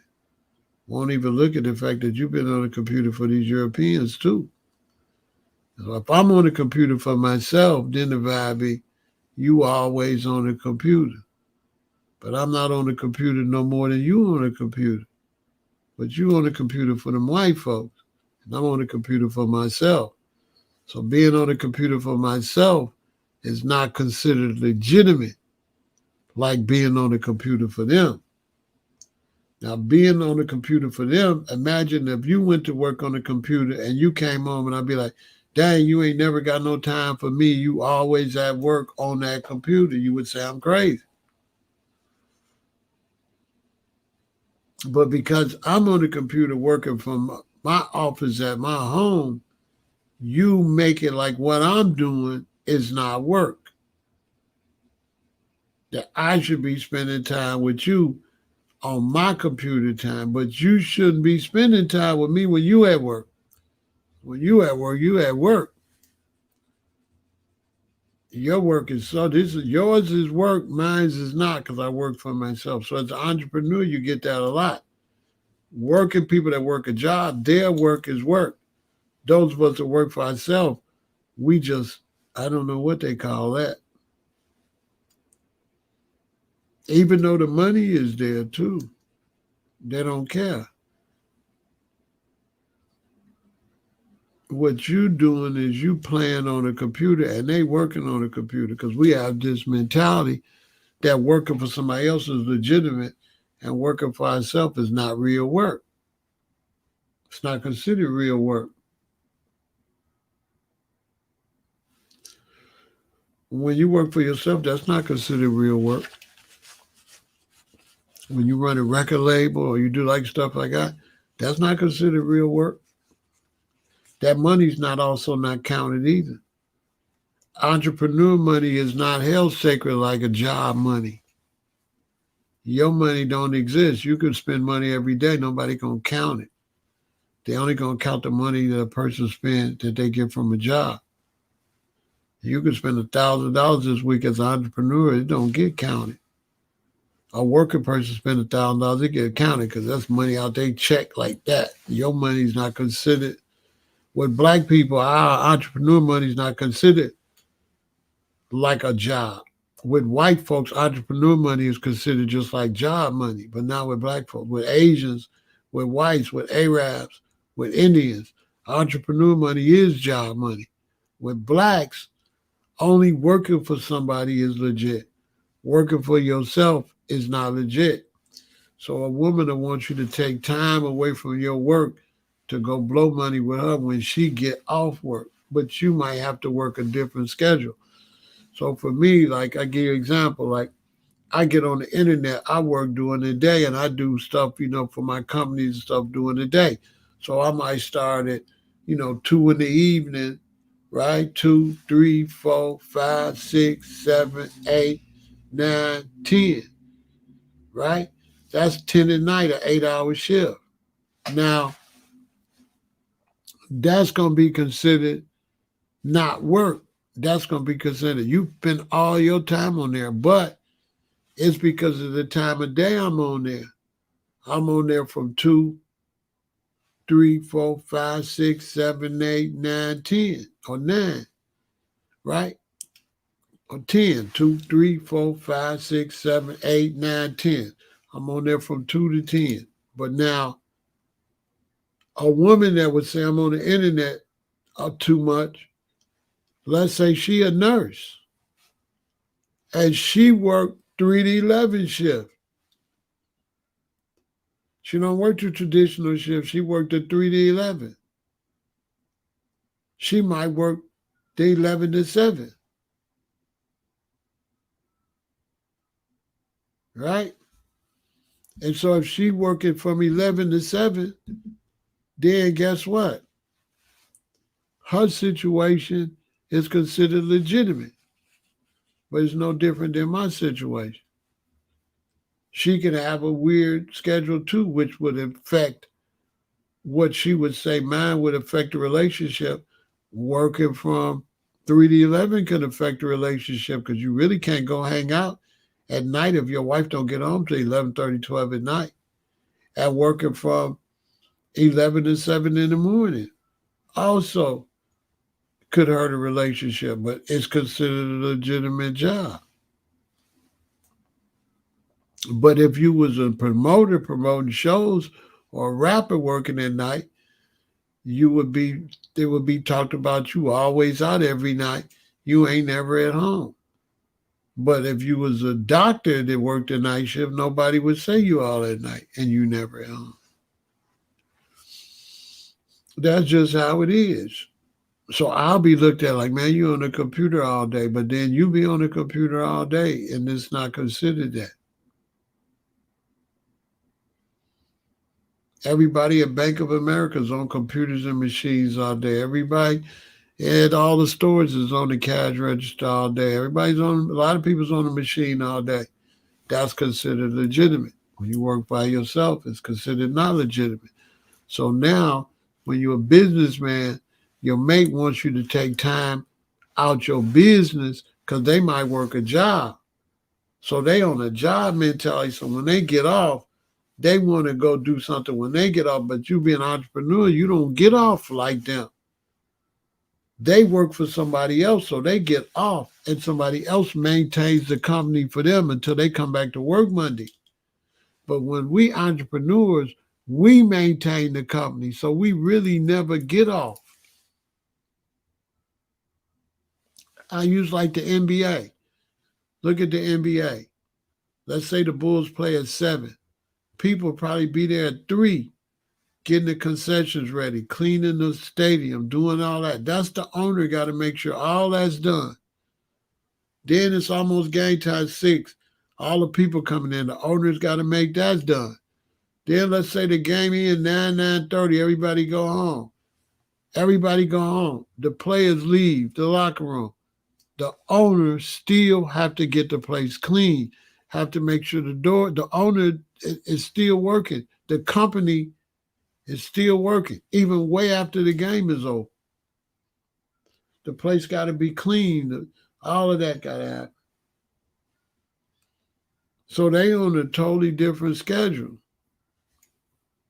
So when you're a boss, you're not on a schedule where you can afford to just jag off certain amount of time, and your money is based on how long you can save. It depends on your success. So not spending money for 36 months can make you really have a lot of money. Spending money every so many months could keep you on the hamster wheel. As a fact, could keep you just going like this. Sitting still and really stacking could free you. And now a person that sits still can end up going on more trips than a person that go on trips all the time. But this is a knowledge that's not taught in our community. They think that you don't want to go nowhere, but sitting still, you can go more places than a person going all the time. In the long run, you'll go more places. You'll see more things and have more fun and have more money doing it from making the sacrifice. And the person that don't make a sacrifice, they just in a hamster cage, just running. This is how money grows. When you sit still, money grows tremendously. If you want to make the sacrifices, you have to always sacrifice to get something. If you want to have a healthy marriage, you're going to have to make sacrifices. And if you don't make sacrifices, the marriage is going to fail. Some people don't want to make sacrifices. Some people only want one person to make sacrifice. Some people don't recognize the sacrifices being made for the relationship. They don't see it. You feel me? So, black people, y'all gonna have to change the way y'all do relationships. This economy makes a lot of money off of us based on relationships. The money in the black community only stay in our hands for 6 hours. For the Jewish community, it stays in their hand 20 days. And for the Chinese and Asian community, it stays in their hand for 30 days. And one reason our money only stay in our hand for 6 hours is because of dating. We be manipulated to date. If you think I'm lying, look at the movies. They have all the movies ready when you get your holiday money. New blockbuster out. You got your holiday money, go on a date, go to the movie, bring us your money. They don't really care about you going to a date. They want you to buy this popcorn and pay to come to see this. So they set up dates. The whole economy is ran off of you working in the day and going on dates and shopping at night. They're giving the money back. That's how this economy works. You want to be a boss, you have to be the fun provider, not the fun doer. The people that's living a good life are the people that provide the fun, not the people enjoying the fun. Do you want to go to Disneyland or do you want to own Disneyland? You tell me. I'd rather own it than go. I'd rather own a club than to go to a club. Facts. A club would never excite me like owning a club. On my soul. Black people, you'll know when we liberated, when we love Monday. As long as we love over the hump day Wednesday, as long as we thank God it's Friday, as long as we love Saturday, as long as Sunday fun day, will always be the poorest people in the world. Until we learn Monday, we ain't gonna go nowhere. See, all the movie theater people, all the people got shows and entertainment and all that. They love Monday because Monday is when they count all the money they took from you for having fun on the weekend. When you're a boss, you love money. Ladies, you want to get with a man that want to take you out on Monday, not Friday and Saturday. You want to get with a boss. He gonna get money on the weekend. You're not going out on the weekend. We're going out Monday. We going to a restaurant Monday. We're gonna eat big because we're gonna take the money from everybody playing on the weekend. We're gonna make money off the people having fun. This is what black people messed up at. We want to have fun. But we're going to have to become the people that make money off of people having fun. But they got it designed that we, the suckers, that's spending our money to have the fun. You look at some of the ways they have fun, how they have fun. Sporting events. What race of people control all the sporting events? So who making all the money? Amusement park. What race of people own most of all amusement park? Restaurants.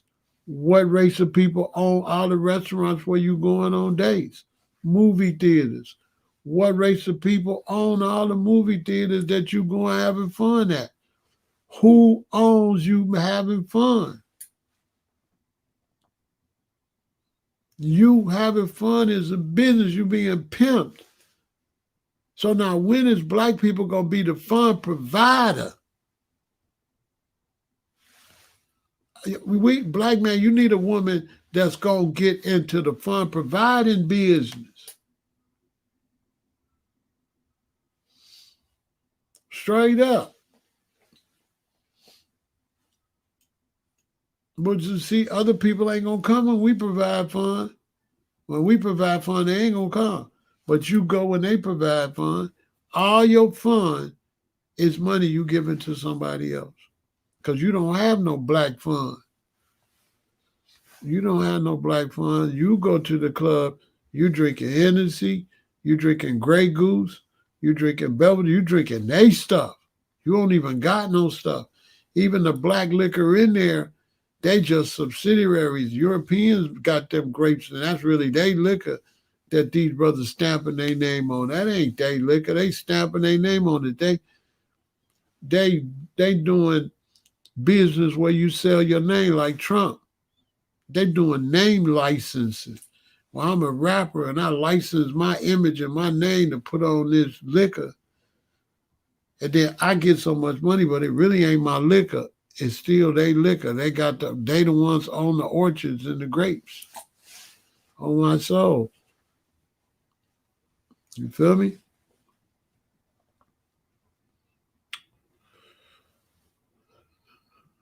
Real talk. So that's what it is. So listen.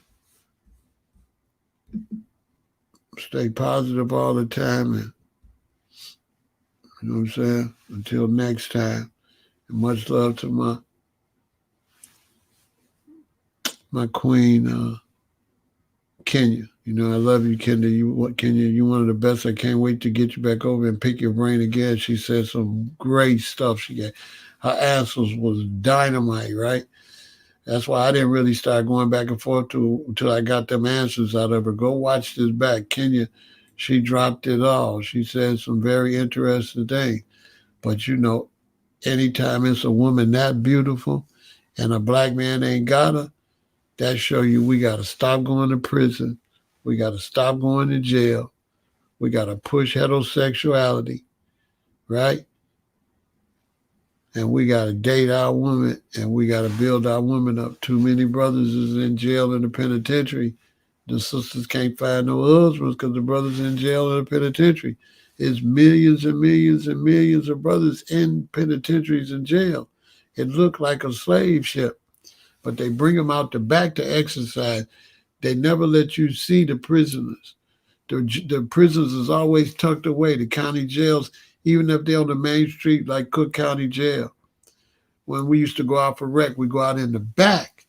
So you can't see them thousands of men lined up. They don't want nobody to drive down the street and see that because it look like slavery.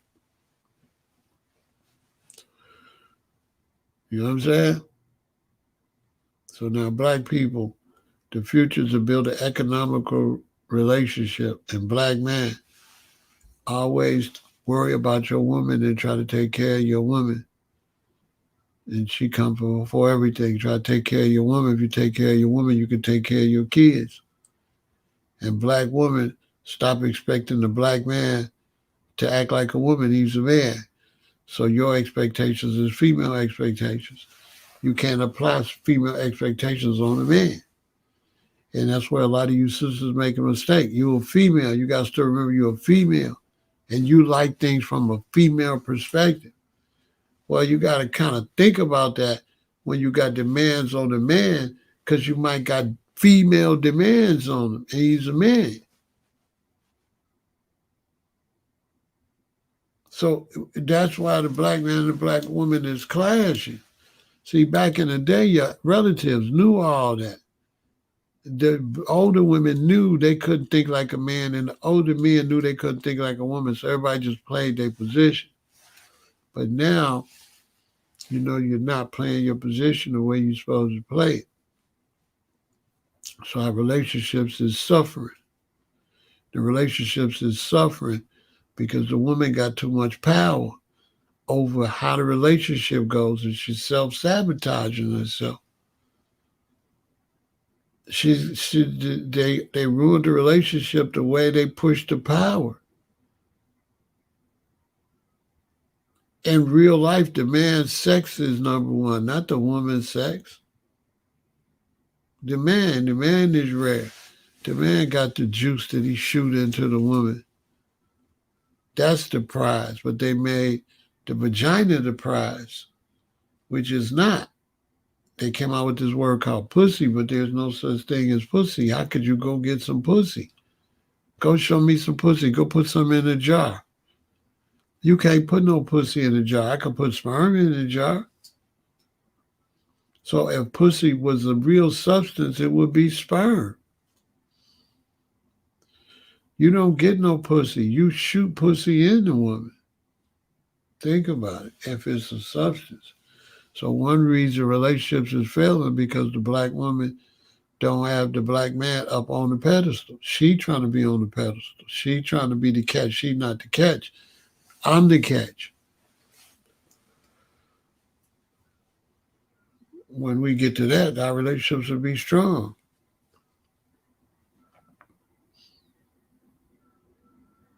In nature, there's more females than men. And in life, whatever is the rarest is the most expensive. And the black man is more rare than the black woman. There's more women than men. So he's the diamond.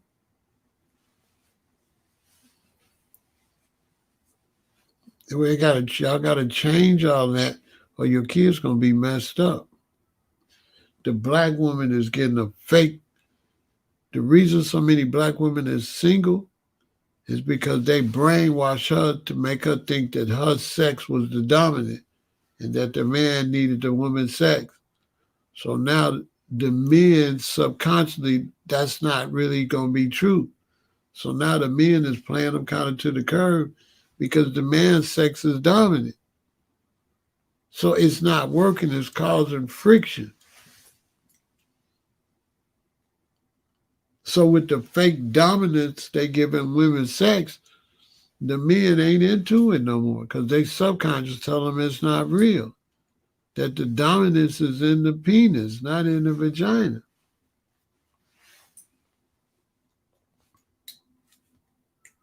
So our women, our daughters and stuff is getting misled because they don't want to respect the dominance. In order for my daughters to be happy, they got to go find a dominant man to dominate the family, dominate the children. If they don't look at it like that, they're going to be single and they're going to be alone. A man's supposed to be dominant. It's not equal. And a woman's supposed to get a man so that his dominance automatically go with what she do anyway. And that's what we messing up at. If I want a woman that cook all the time, I can't get no woman that don't want to cook and make her cook. If I want a woman that cook all the time, I just marry a woman that cook all the time.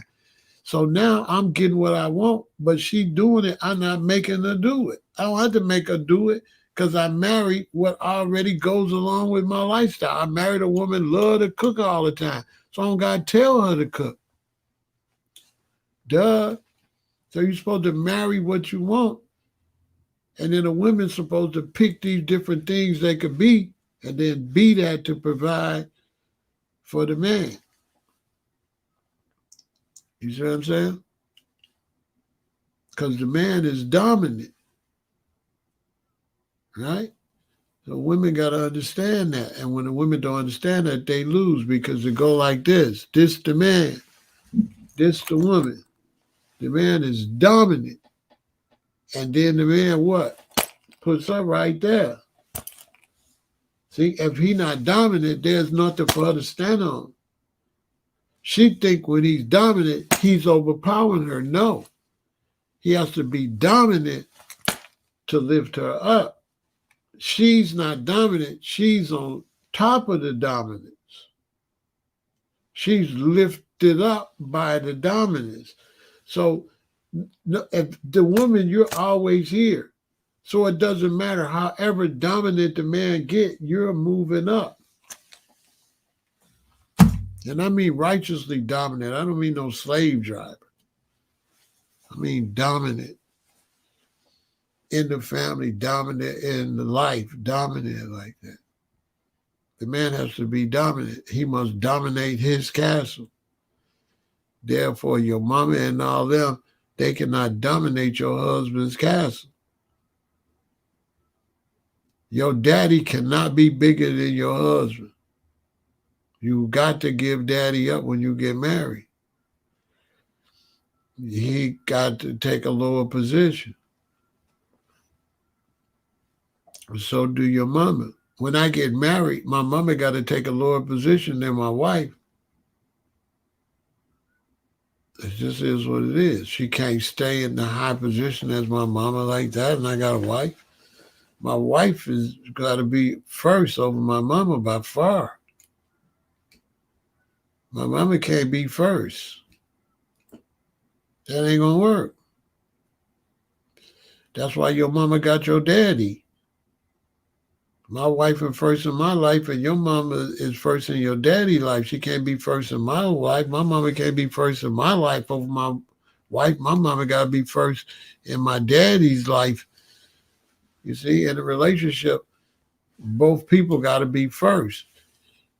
He got to be first to her. She got to be first to him. And then when you look at their specialties, they got two different specialties. That's how a relationship got to work. My woman got to be first to me. I got to be first to her.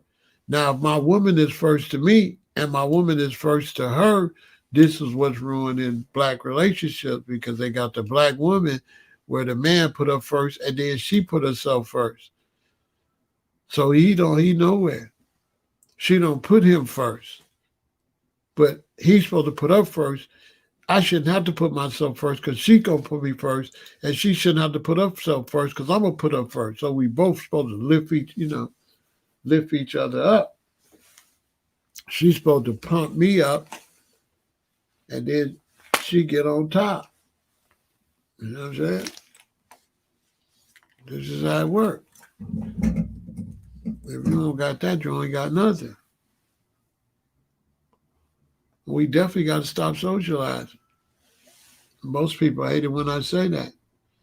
But the reason I say we got to stop socializing, because as a race, we've already did it too much. You see when people hear me say that, they go, but nobody want to admit that we've socialized a little bit much. When are we going to take a break and get busy? Or are we just going to go from decade to decade socializing too much? Black people, you've overdone it with the socializing, and that's why you have no economic freedom. And if you overdo it, that means you got to take a break. You got to stop totally because you're not doing it right. You giving these people all your money. You got no financial independence. You don't even control the stuff you're going to have fun doing. You don't control none of the transportation you take to go on vacation. How is that a good thing? How is it good to go on vacation on somebody else's plane, somebody else's boat, somebody else's stuff? You're supposed to be irritated that you have to go on their stuff to their hotels and to their restaurants. That's not supposed to be, you're not supposed to be happy about that, right? So shout out to Kenya. Y'all have a good night.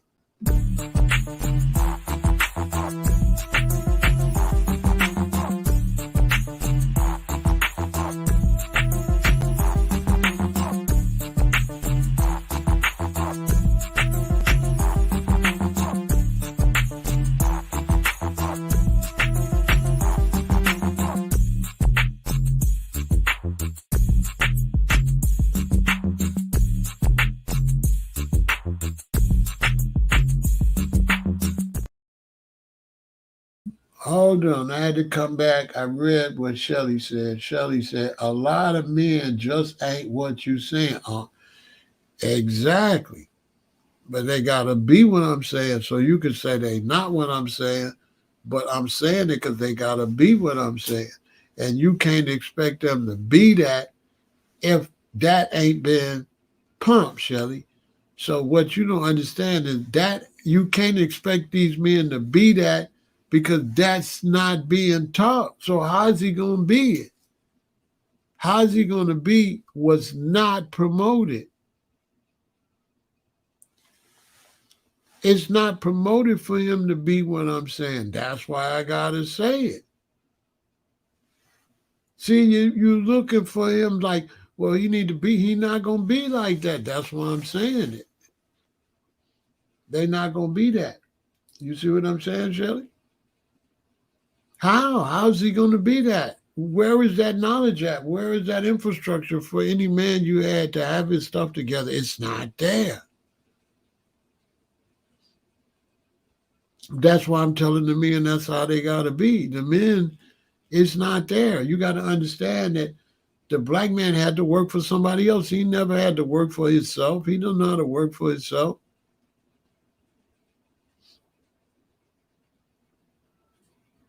You know, they be finger pointing the black man and the black woman when both of them messed up.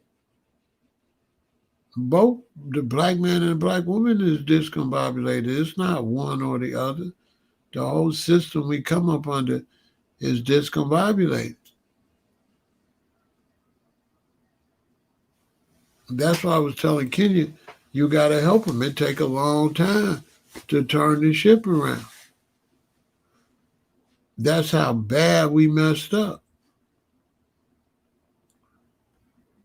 You trying to take a man that never been independent and try to help him get independent, but he ain't never been independent. He don't have that drive like that. It's not going to be there. You see what I'm saying, Shelley? It ain't going to be there. They're not going to have the drive like that.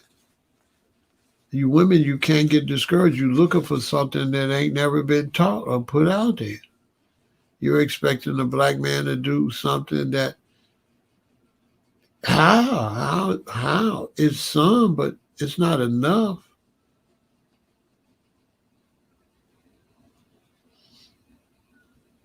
When you're looking at a man, Shelley, that can't get the same kind of loans that a white man can get, he's already at a disadvantage. A white man can go get $30,000, $50,000, $100,000 loan. Black man can't do that. So his business suffer. He got to try to flip nothing to make something. And he go through a lot of depression and all that. He don't get that head start like they got it. If you don't get that head start, how you gonna learn how to even do the stuff?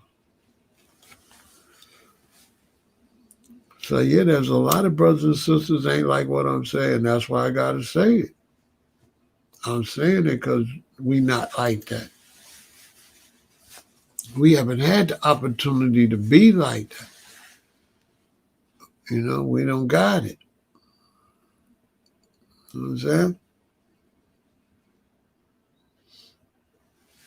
A lot of black men, they got insecurities and stuff like that. They got a lot of stuff they dealing with.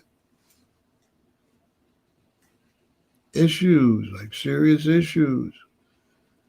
And when a person got issues, Shelly, it's like you can't blame them for having the issues because they ain't got no control with having the issues. Sometimes we look at somebody got an issue, we blame them, but they got the issue. It's just like catching COVID. I don't think they want it to be an issue, but it's just there. It's in their life. It just happened, and then they just like that. So now we got to try to slowly work to cure our people from all these itises and stuff. You know what I'm saying? It is what it is, Shelly. There's a lot of men ain't like that. That's what I'm talking about.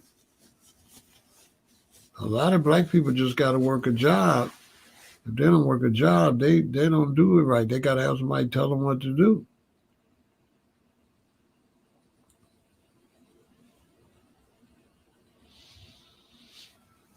That's just what it is. But if we don't turn it around, you'll never build them. You'll never have them. We'll never have these people. So I just wanted to come back and answer Shelly before I ended this live. But like I say, y'all have a good night.